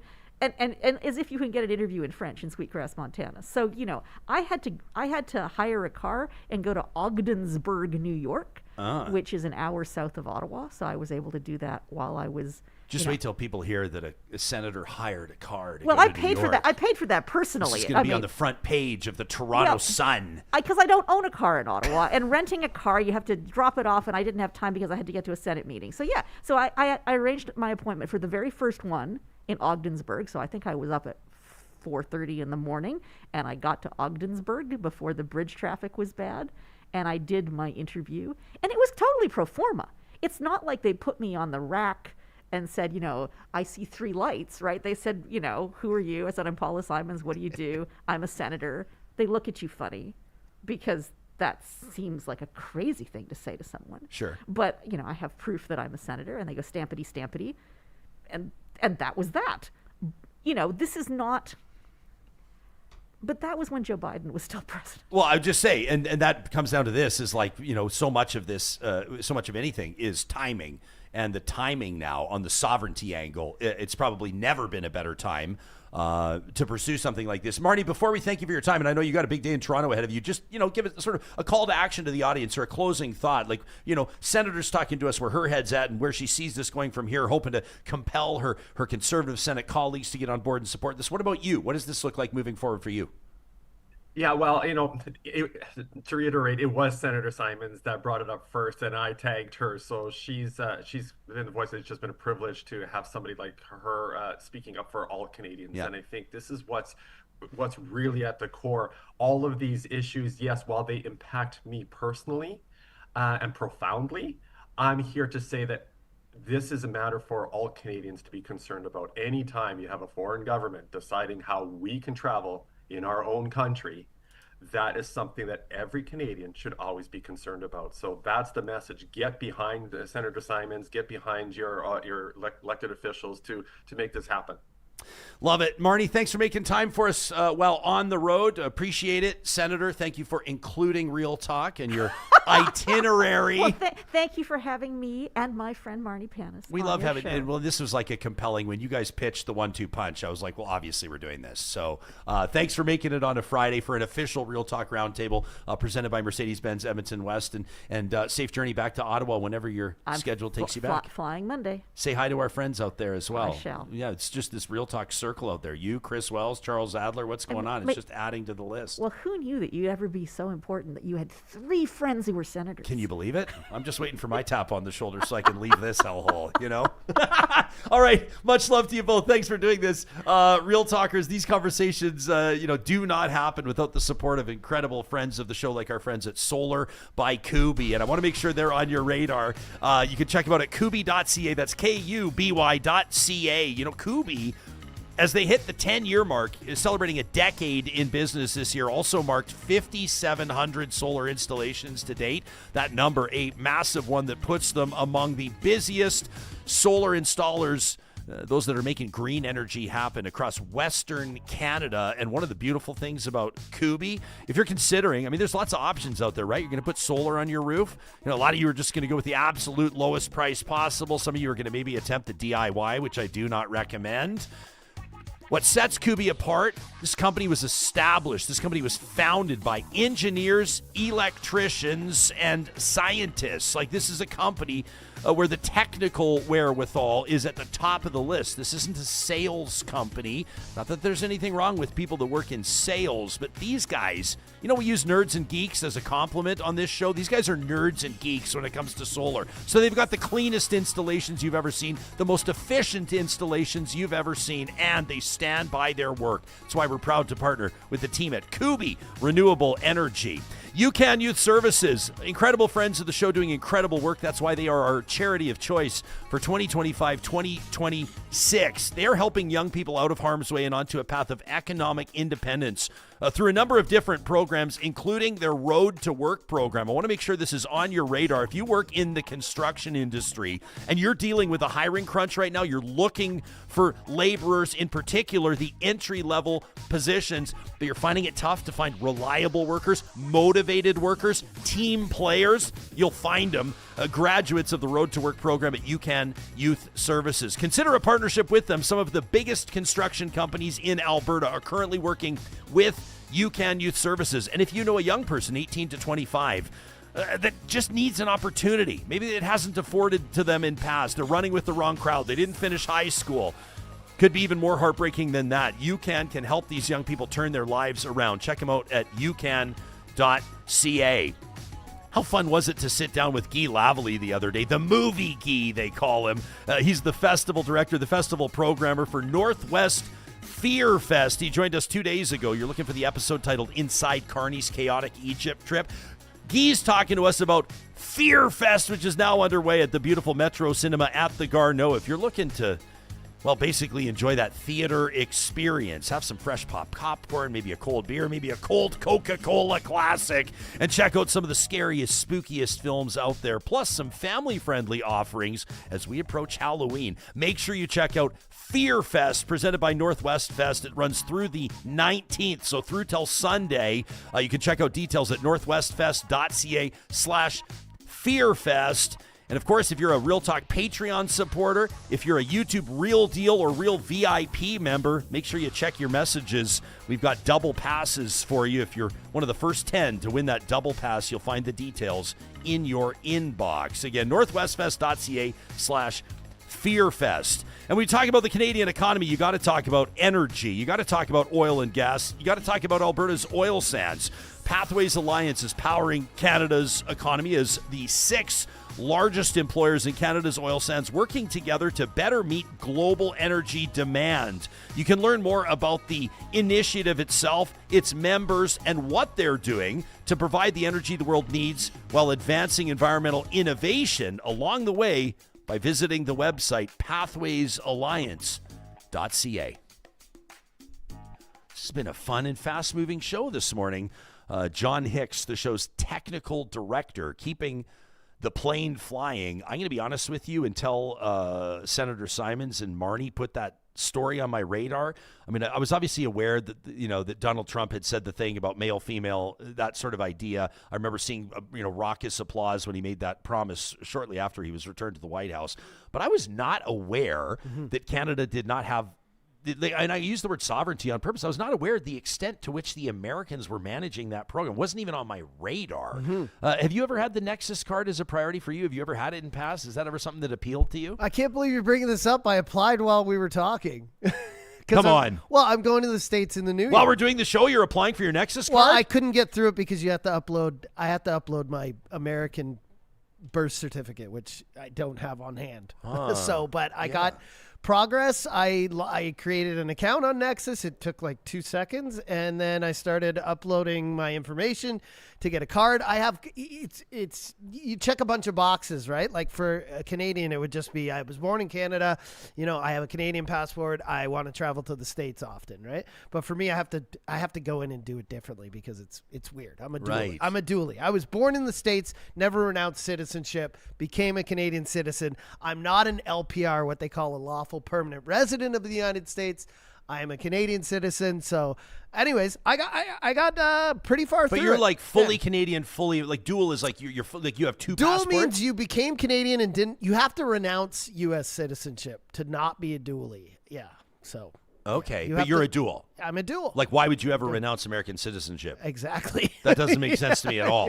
Yeah, I remember. I mean, I understand why some people maybe ideologically might do it. No, why? But why would I? I can't imagine doing it. That just wouldn't be like, well, I don't know, whatever. I mean, it's whatever. That's neither here nor there. That's not relevant to the conversation. But you would have certain benefits and advantages. Had to fix your camera. Yeah. Every time I tell someone I'm a dually, they're like, "What are you doing here?" I'm like, "Well, I do have a lot of family down south who have been bothering me to come down there. And I'm like, okay, so I am going to go down in 2025. But I think one day if America kind of figures itself out, and what I mean by that is I'm not one of these people who's like, and some people in our chat are saying, I'm never going to step foot in the States again and blah, blah, blah. Well, America's always been tumultuous and it's had ups and downs. But I do remember a time when, like, in the 80s, the 90s, when, like, America and Canada were obviously they were intertwined. Like the same things Americans grew up with, we did too. Yes, we have Canadian heritage and there's certain things we watch on TV or our culture that would make us uniquely Canadian. Yeah. But we all watched Hulk Hogan on WWF. We all watched the World Series. We all shared these things together, these big moments through media and television and on the world stage. Yeah. And I just feel like now that's been disconnected, and I think everyone does. But I don't think, the States is like so far gone that it's, going to implode. I just think it needs to figure itself out. It'll figure itself out. It'll sort it out, I hope. I like reading detracting comments, too. They're more likely to come out. Redneck Philosopher, who, by the way, keeps promising to leave, but never fucking leaves. Redneck Philosopher, who I must be like fentanyl to Redneck Philosopher, who cannot quit. Says a good, complete snapshot of this tired, predictable, woke-ass show. Trans activists and a senator still wearing a fucking mask. Shocked, not shocked, says Redneck Philosopher, who has to be, like, for a redneck, the most triggered audience member that we have. Marni, I don't know if Marni's a trans activist. Marni is a trans person, and I'm sorry if Marni's existence and appearance on this show triggers you. We experimented with the idea of going with, like, all 60-year-old white guys for every single guest slot on the show, but it turned out that other terrestrial radio stations have already cornered the market on that. So we thought that we would do something different, and actually from time to time, Redneck Philosopher, if you're okay with it, introduce people to this audience that might be different than you. And I'm sorry if that makes you uncomfortable. With regards to the senator wearing her mask, I acknowledge it off the top. I'm going to be honest, and I said this to her. It's not my preference that guests wear masks because we're on camera and also as an audio medium. It doesn't sound 100% in front of the microphones. But at the same time, guess what? She has her own personal reasons for doing it. She doesn't need to explain it every single time she comes on the show. And also, like, who fucking cares? Who cares if somebody else? I understand back in the day that some of you were never on board with masks, even though we were trying to, like, stop the spread. And what was the other word we were using? What was it, like, flatten the curve? Or what was the thing they had to say? I think it was, when we all thought that COVID was going to be 3 weeks. I thought COVID was going to be like 2-3 weeks. Flatten the curve. A nice vacay. Yeah, and we'll wear a mask, and hopefully we can flatten the curve, and hopefully we can get over this. And then it became longer, and then we all started, like, realizing that we needed to maybe go get our own fashion masks, and people had their, bedazzled masks, and masks were, like, the norm for, I guess, what was it, John? About a year ago. Was it about a year that we had masks, I think? Yeah. Approximately, and then the masks started coming off, and now you'll see that, in other countries, by the way, in other cultures, like, considerate people wear masks all the time when they're feeling under the weather or going out in public. But, like, it doesn't matter to you. It shouldn't matter to you if somebody else wants to wear a mask. They can do whatever the fuck they want. In so many ways as you didn't like, I'm sure, Redneck Philosopher, when somebody told you had to wear a mask, why do you think that you should be in a position to tell somebody else that they can't wear a mask? You know what I'm saying? It's just, it's unbelievable to me. Show's never going to apologize. We'll bring on rednecks and right-wingers. We'll bring on lefties and commies. I'm saying this facetiously, obviously. And we're always going to hear from people. We hear from people every single day that still haven't figured out that this is the people's show. This is where you will see accurate representations of our population. You're going to hear from people whose opinions differ from yours. You're going to hear perspectives that may make you uncomfortable and may even make you outraged. And at the same time, every once in a while, guys, you're going to hear a perspective from someone that exactly mirrors yours. And you will feel as though your voice is being heard by Alberta's biggest talk show audience. And that's the whole point. Mm-hmm. You can always submit your rants, like I've just done off the cuff, to talk@ryanjesperson.com. They could be included in a future episode of The Flamethrower, presented by the DQs of Northwest Edmonton and Sherwood Park. As I get older, I don't punish anyone for any of their opinions, complaints, as long as they're not hurting another person. And the main people I'm worried about is women, children, and animals. Who cares if the senator wears a mask? She's an older lady who's worried about the spread of viruses. She doesn't have to justify it at all. And you can look at data. It's just shown. I mean, it's why a doctor wears a mask when your stomach's open and he's dealing with your insides when you're at the hospital. It prevents spread of viruses. Is it 100%? No, but even then, like, nobody, when she came in, we didn't say anything. We didn't ask her, like, whatever. Like, I mean, I did. I see lots of people in the airport still, when I take a flight, still wearing masks. People are worried about getting sick, whether it's just getting a cold or a flu, traveling because you don't want to miss work because bills are tight these days. You can't miss a week or two of work. But I also, I think it's funny when activist is such a trigger word nowadays. Activists used to be like, fight the power, man, Rage Against the Machine in the 80s, 90s. Yeah. It was like, it was a cool thing. Now it's like, oh, you're an activist. Well, you know what? And I find she's not an activist. She's just a person who's passionate about the human she is. It's like, if I love Canada, what, am I a Canadian activist? No, I'm just a proud Canadian. Well, and there's like this subtle difference between the two words, and I'm conscious of it as a public communicator, the difference between activist and advocate. Yeah. But it basically means the same thing. And the funny thing is like, you know, one's a trigger, though. For Redneck Philosopher to say, oh, the perfect snapshot of this woke ass show that Redneck Philosopher just can't quit. You know, is talking about like Marni is a trans activist to that critic. Because Marni represents a perspective different than that person's, and then that person doesn't like it. But I bet that if Redneck Philosophers down at the Alberta legislature protesting against the carbon tax, what are they? Are they a carbon tax activist? Are they an anti-tax activist? And then you probably don't mind the label, or you probably don't, right? Like, it applies to people differently based on whatever. Marni's here talking about her personal experience and how certain legislation or the way that Canada's doing things right now is impacting her life personally and professionally. And we hope it deepens your understanding of an issue that otherwise, to be honest with you, is quite benign and boring. If talk shows can't find the real life human angle on an issue, guess what? Nobody gives a fuck. And I've learned that over 15 years of hosting talk shows. And that's why, if we don't have human angles on things, we're very rarely going to talk about them, because the average person doesn't have the attention span and doesn't have the interest. 100%. I'm a dually sitting here, and I was like, wow, I should really have a Nexus card. This is going to make it faster for me when I go through the airport in 2025. And literally, as they're talking, I thought this was a boring, you know, the prep that we got in our Slack today. I was like, this might not hit hard. And then I was like, wait. This is, and another thing they brought up, having gender on the card is kind of a question mark to me. It's like nothing. There's no change when you walk into a hospital, whether you're a man or a woman, and you've got like your legs cut off or something. They just start helping you, right? You went straight to amputation. You know what I mean, though? like you know what I mean? Unless it's like specific to the gender or whatever. But like, if you're a man or a woman, and you know, something's wrong with you, you go to the hospital, it doesn't really affect the type of care you get or how fast you get in for gender. So, but I applied for the card, so I'm looking forward to using it. But yeah, that activist, going back to it, it's just activist. People throw it out now. They're like, you're an activist. I'm like, I think I was just stating my opinion. I didn't call you an activist. You seem pretty worked up. Activist is not a dirty word. No, I don't think like it is at all. Were they activists? How many? I threw out 1,500, 2,000. How many people do you think were outside Fort Hall yet? How many teachers? How many folks in red? I don't know, because they were going. If you didn't notice, they were in the mosh pit. They were going around the blocks. There wasn't enough room for them to all stand. For sure, there had to be easily thousands. a couple thousand. Yeah, there had to be. I would just say, like, so were they activists? I mean, probably, but like, are they? I mean, you know, active. You know, I guess, are you being active? You're activating yourself. Like, are you an activist? Activist is not a dirty word. But how many of them have been activists their entire lives? Probably none of them. They've just been activists the last week and a half. Yeah, you know what I mean. I also know anytime that we're bringing someone on the show and they have activist in their social media bio, we got our hands full.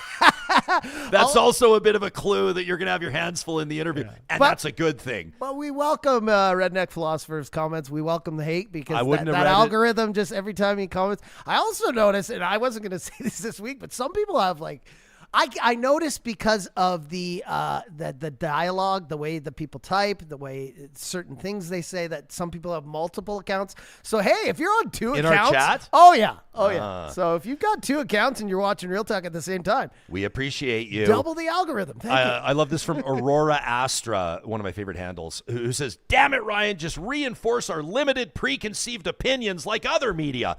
I will not. How about this from Tracy D? Says, my response when I get asked why I'm wearing a mask, would you like me to take out my tampon too? Because that is also none of your business. And yet here we are. There you go, Tracy.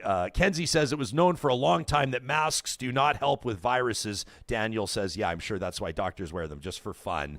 Cassandra says, absolutely do. Cassandra says, I'm not going to start relitigating why we wore fucking masks. Come on, you guys. Cassandra says, I wear a mask when I'm sick, just not spreading it to others. 80s Fanify says that they still mask on flights. Jill says she wears a mask when she flies. She says also nobody in my family's ever got COVID. Knock on wood. She says we're like the Avengers or something. Super rare. Kenzie says, I'm not saying that the senator can't wear a mask. I wouldn't presume to tell people what they can or cannot do. Darren says masking should be normal when you're sick. Countries where it's common are data points that show that it really helps. And JJ, I think, speaks for all of us, saying, guys, everything makes me uncomfortable. Yeah. I mean, the Asia Pacific area, they wear masks like the majority of people when they're flying because there's so many more people, China and Korea and places like that. And they just know that it prevents the spread. Like nothing is 100%. People are so they want some kind of chastity belt that's foolproof. Like if a mask doesn't work 100%, if a vaccine doesn't work 100%, is it even supposed to exist? Well, I don't know, man. Condoms don't work 100%. Neither does birth control. Should we get rid of them as well? Like it's the best possible thing you can do. Senator Paula Simons came in here today and she said, you know what? These guys are unhealthy. They drink a lot. I don't want their viruses. She could tell. She walked in here and there was just this aura of, you could see the droplets just hanging in the air. Tara says, ranting Ryan is my favorite Ryan. I agree. Well, you guys, maybe I should just get more pissed off more often. Maybe I should, Lord knows there's enough out there to get the job done. Tracy says she works face-to-face with kids, says we both wear masks. Kids are fine with it. Some ask why. I explain it's because we're in a small space for an extended period of time together, and they get it. I hope these people aren't out on Halloween yelling at kids. Take off your mask! Take off your mask! Jesus, it's that mask doesn't even work? How about this from Garth? Always love seeing Garth in the chat. Garth says, oh, how we love our echo chambers. Garth says, I fear now the people that are talking about freedom all the time are now those who want to take away people's freedom. Says, just leave people alone and fuck off kindly. That from Garth. Our F-bomb count in this episode is getting up there. This is going to be an all-timer, I think. What is the legal limit for us? Yeah, whatever. We don't need to keep. Do we need to keep talking about masks? Do we want to keep talking about masks? I think this debate went on long enough. All I will say is it's not a foolproof solution, but there's a reason doctors wear them. It prevents. Oh, I thought you were about to put on a mask. That's why I went back to you. I was like, because I was going to say, and I used to have. I don't even know if I would have. I don't know if I would have. I was just going to say, I sort of had like not an actual literal mask burning, but. I had ones that I could wear like when I was hosting events and things, so they looked a little bit nicer in there. And then I was so happy to throw them out, to be honest with you. I don't know if it's even healthy or sterile to keep them if you've worn them for 2 years through bang COVID. Around in your glove box and but stuff I was like just that. going to say, because Terrelyn commented, I hope Johnny will keep us up to date on his Nexus journey. I already did. So I went online, I signed up. I just got to upload my documents, and then I'll let you guys know next week. Okay. I'll do it over the weekend. But also, it reminded me that when I go to dig out my original birth certificate from Miami-Dade County in Florida, it's buried in this file cabinet in my upstairs closet, and in the back of there is like 10 masks.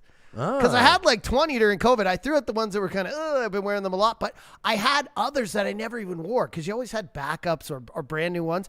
And I actually went in the file cabinet because, tax season coming up at the end of the year. So I was putting some documents in there. I'm like, oh my gosh, I have one in there that says, COVID ruined everything around me. Like Cream, get the money, Wu-Tang, dollar bill, y'all. And I was looking at some of them I had in there. Like it's just hilarious. Oh my gosh. Yeah, I still have a little storage of them. Yeah. Okay.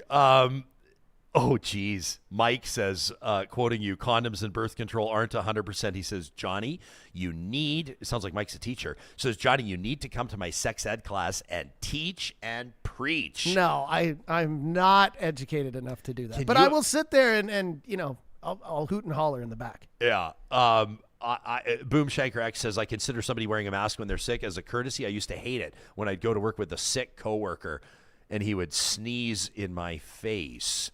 Paper masks in the classroom, says Darren. We've got so many teachers tuning in right now. It's great to have you guys here. They're always in the chat. And today, some of them were expressing like the grades they teach and stuff. Yeah. Because they were being like, some people were being asked, and it's great to see them in here because, they're going through a lot right now. And the worst thing about the teacher strike, I know we're kind of pivoting, but is the no pay. Like, how long can someone go? Like 2 weeks, 3 weeks, 4 weeks without a paycheck? That I wouldn't want to do that, So, man, I think most regular someone with a people, most family? normal people, I know everyone always says, like, you should have, like, enough savings to, like, you can operate for Nobody 3 months without a paycheck. I'm like, I'll be honest with you. I mean, this is a little peek behind the curtain of I would life on in my the credit Jesperson card. household. like, I've got a credit I'll limit. be good, but But if I ever had, like, in my checking account 3 months worth of expenses, we would be going somewhere hot, baby, and I would be blowing it all. that's what most people That's do, what most right? people do. They save And- up the end of the year, they pay their taxes, and then they're like, cool, we can go to Mexico. in Although February. teachers are probably veterans of this, in that you guys school me on how this works, because I'm pretty sure teachers are like, their pay is cuts off in the summer, right? Like they're paid their annual salary through the school months. Is that correct? Right? I'm not guys? sure. Is it I don't know. They'll year-round? let us know in the chat in 2 seconds here. Teachers let us know. But my understanding, I'm pretty sure they're paid through the 9.5 months, 10 months that they're teaching. Right? I don't think they get salary through the A summer. lot of teachers are I've seen them on social media and in our chat saying, a lot of them have summer jobs. A lot of them have second jobs. So. Yeah, so I think, at that sense, you would already kind of be conditioned to save, put, squirrel cash away, basically, is what I'm saying, so you could cover your expenses. Mike says, guys, we are going in without pay, but honestly, we're doing it because we're advocating for ourselves with our salary and the students, which is all the other issues. Okay, sorry, guys. Teachers are correcting me. I was wrong. Shout out to Darren and Tracy and Dean and Kenzie and everybody else that's correcting me, letting me know it is prorated over 12 months. So forget about what I said. I was wrong. Now, Dwayne's saying contrary.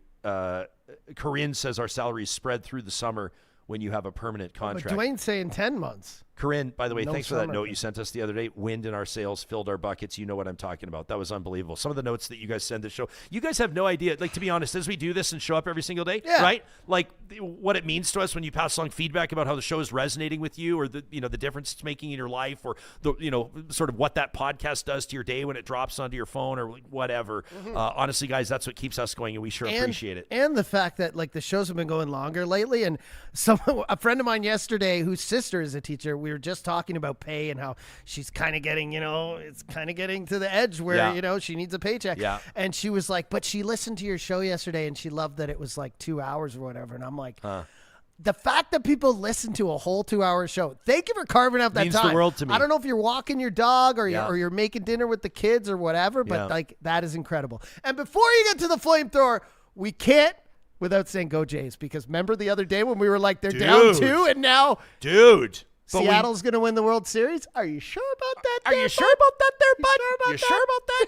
Me and my buddy in Seattle have been going back and forth. Josh Leggett is his name. He's also a friend of Real Talk, and he was I'm not going to mischaracterize him, but he was very confident after the first 2 games, and now he's just a little bit rattled. Not so much there, He's a bud. little. How amazing is it that a home team 4 games in has not won a game at home? That's A home crazy. team has not won a game. Yeah. And the Jays have this, one more. Go Jays. And of course, we'll continue to talk about. There's a lot to cover. We've got the election coming up on the 20th. That's coming up on Monday. Obviously, there's lots happening there. Like the next episode of our show is going to be Election Day.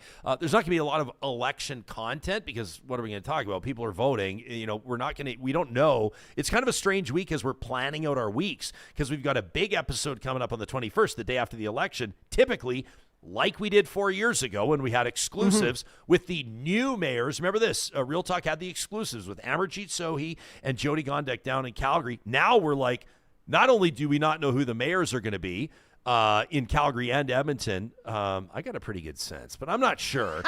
But we also don't know when the counts are going to be done. And so that could be, Tuesday we know. Maybe it's Wednesday, Thursday, Friday. So we've got... someone said 10 days. I was Nah, like, 10 days it's not after. going to be 10 That's days. wild. But the difference being that this is the first time in a long time that they're counting all the ballots by hand. And this is a change that's been made by the provincial government. It's going to cost more. It's going to take longer time. And I guess, though, it will put at ease the 0.01% of the population that was actually believes. legitimately concerned that the voting machines were conspiratorial kind of a racket. But I digress. We're going to have a number. Next week's going to be a lot of fun. Supriya with us on Monday per usual, and then we're basically going like round table. And the group chat round table's back.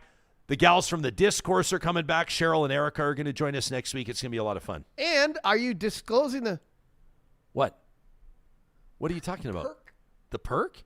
Oh, yeah. Oh, okay. Oh, yeah. Are you talking about our election night watch party? Yes, sorry. I didn't know if it was that's released cool. or... That's cool. Well, I mean, people can know. We're because not it's saying a big bonus for our Real Deal and VIP members on YouTube, our YouTube. and our Patreon supporters. Go to our homepage. Yeah, the night of the 20th, you guys will get the information. Johnny's already done up the beautiful graphic, and we're going to drop it. We're not saying on the air where it's going to be because we're going to hang out. crashers. We're going to hang out on election night for a few hours, buy you guys a few beers, and just thank you for your support of the show. So that's going to be a lot of fun.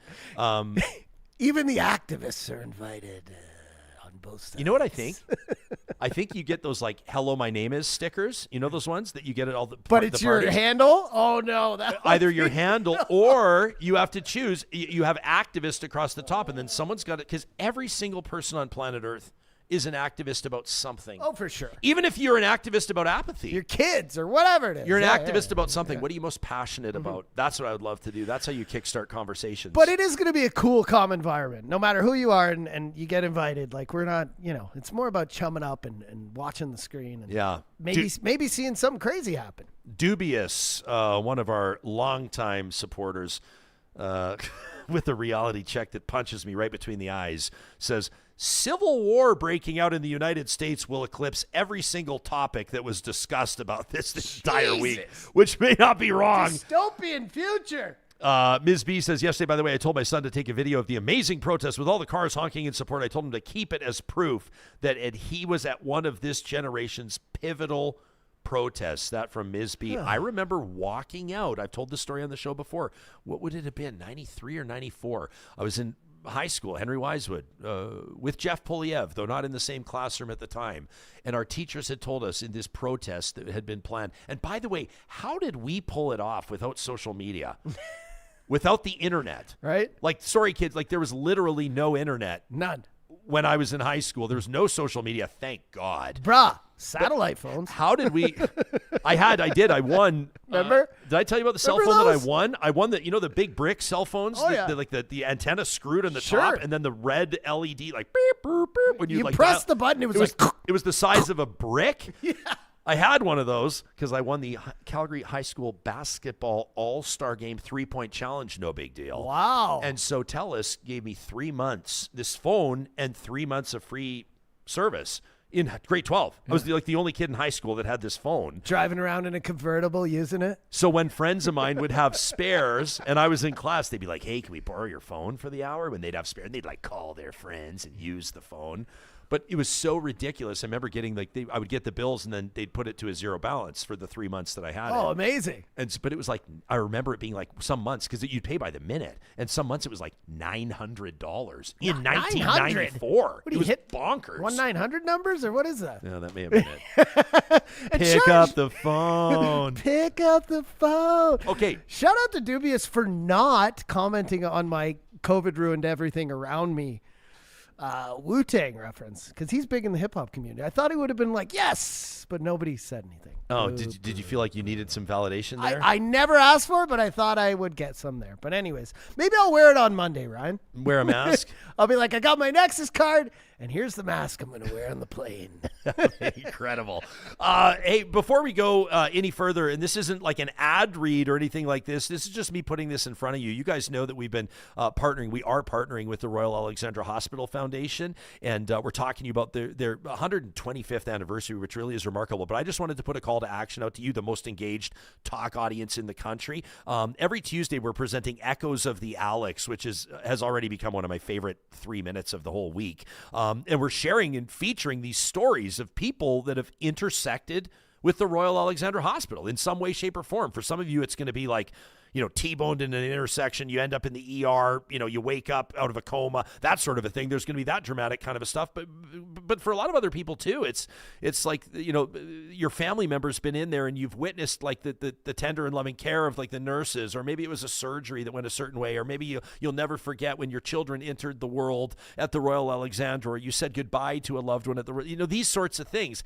What is your echo of the Alex? We want to make sure that this feature, again, every Tuesday on the show, is reflecting the Real Talk audience and that your stories are being shared. The end goal, of course, is to remind people how important this hospital is. It's Edmonton's inner city hospital. That's its location. But when you look at who is served by the Royal Alexandra, you're going to hear stories out of like Yukon, Northwest Territories, none of it, Saskatchewan, Manitoba, BC. Like, it's remarkable. So we want to put out the invite to you to share your story, your echo of the Alex with us, to talk at ryanjesperson.com. You could see it featured in a future episode of the show. And of course, if you do want to learn more about their 125th anniversary, can you believe 125 years? Absolutely wild. Check out givetoroyalalex.org and find out ways how you, by way of a monthly gift or even a one-time gift, can be part of the Royal Alexandra's legacy of care. All right, enough kind and gentle talk. Are you ready to fire things up, John? This is our weekly tradition, courtesy of our friends at the DQs of Northwest Edmonton and Sherwood Park.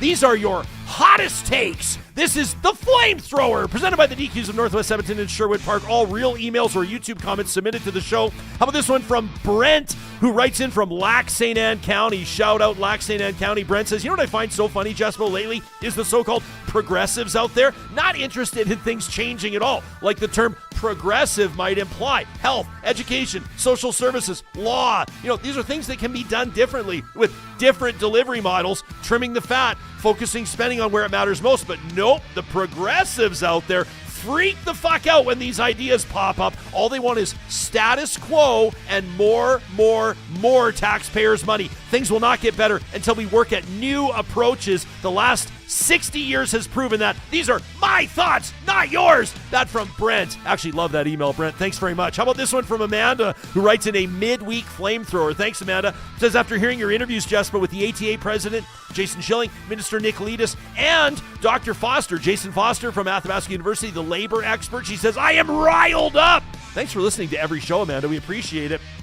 She says the minister asserted that ATA leadership gave us this proposal that caused the strike and then proceeded to blame them for not knowing what the teachers wanted. Government campaigns have been broadcasting it's the government who gave the fair deal, and they're asking teachers to say yes. So what's the truth? Says Amanda. She says, ironically now, the UCP government is blaming the ATA, the Alberta teachers, for being uncooperative and not requesting, their needs. She says this is maddening. She says, like Dr. Foster said from Athabasca University on your show just a couple days ago, the provincial government is in the driver's seat on this strike. Says they have the power as the employer. Teachers are working with a bulldogged government that has different priorities than supporting public education. She says the moves that the Alberta government has made, including Bill 8, which removed the caps on charter schools, Bill 32, which added red tape to unions, Bill 15, which introduced to ease the creation of charter schools. She says they've put themselves in this position of power and control over public teachers in a way that is hostile, uncooperative, and bordering on oppressive. Amanda says union members are real people. Teachers are real people. Teachers are the ones who day in and day out are wading through shitty conditions, figuratively and literally, as they strive to deliver the best possible education for our kids. Between all this added red tape, the legislation that destabilizes the only negotiating powers they have, and the increased support for charter schools and private institutions, teachers have every right to feel disrespected because, let's be honest, they are being disrespected.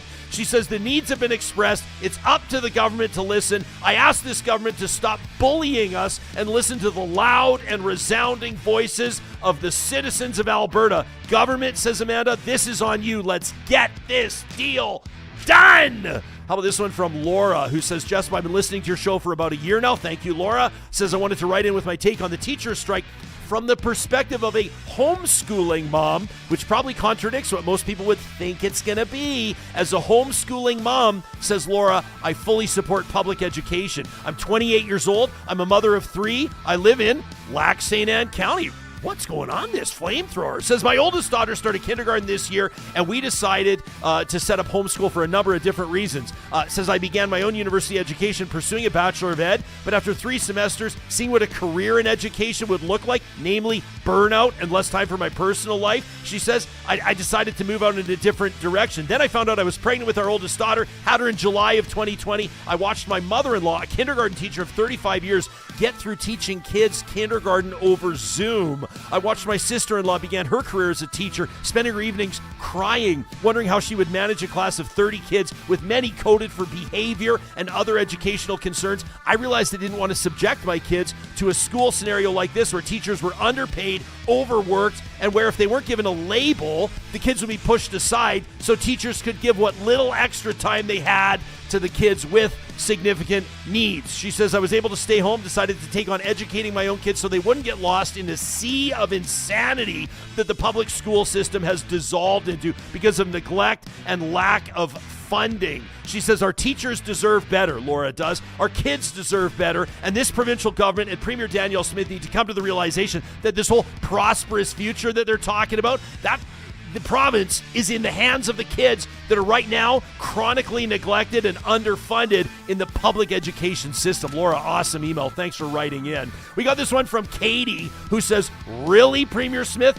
New license plates? We're in the middle of a teacher strike. We're trying to deal with managing childcare, educating our kids, taking time away from our own work to do so. We're losing time, we're losing money, and we're disrupting our kids' routines. We're dealing with a healthcare system that's collapsing. We're faced with insurance and utilities that have more than doubled. We're paying out of pocket for COVID vaccines, she says, and we're facing an onslaught of measles cases, by the way, related to that. We're having conversations about separation. Are you kidding me? She says, you can stand up for Alberta and denounce separation, but you don't. When does this all end? When our healthcare and education systems are destroyed? When did we stop caring about what matters most? Wonders Katie. This was a province that I've always been so proud to be a part of, one that came together in spectacular ways during emergencies, full of charity and understanding around helping one another. Katie says, I don't even recognize it now, and to be honest, there's times when I find it embarrassing to be from Alberta. And we'll end with this one from KT, who says, Jespo, regarding your October 7th conversation with former Edmonton Mayor Stephen Mandel, and you started talking about that Misericordia water leak. Remember I took big swipes at the Misericordia Hospital, and then the former mayor, kind of jumped in and he was like, kind of called me out on it. Well, KT says, I used to work there, Ryan, and one morning I noticed that my ceiling tile was damp. So facilities ops came and they wanted to patch up this small leak right before there was any damage. But the actual guy, the guy turning the wrenches, the guy fixing the leak in my ceiling, told me that the pipes were so old and the price would be so high to replace them that they literally can't do it. And so all they do is patch up leaks as they happen. Says, I'm not sure that the former mayor, Stephen Mandel, truly understands the whole issue. That's just another frontline report from another engaged real talker. Those fucking activists, eh? If you have a hot take you'd like to see featured on the Flamethrower, send us an email to talk@ryanjesperson.com. And when all you activists are out there with a hunger, you make sure you pick up a Flamethrower signature stack burger from the DQs in Palisades, Nemeo, Newcastle, Westmount, and Baseline Road. I'm a hamburger activist. I'm a Score Blizzard activist. Put me down for that. Monday, Election Day. Next Monday, fall session resumes at the Alberta Legislature. Real Talk will be there every step of the way. We love you guys. Have a great weekend.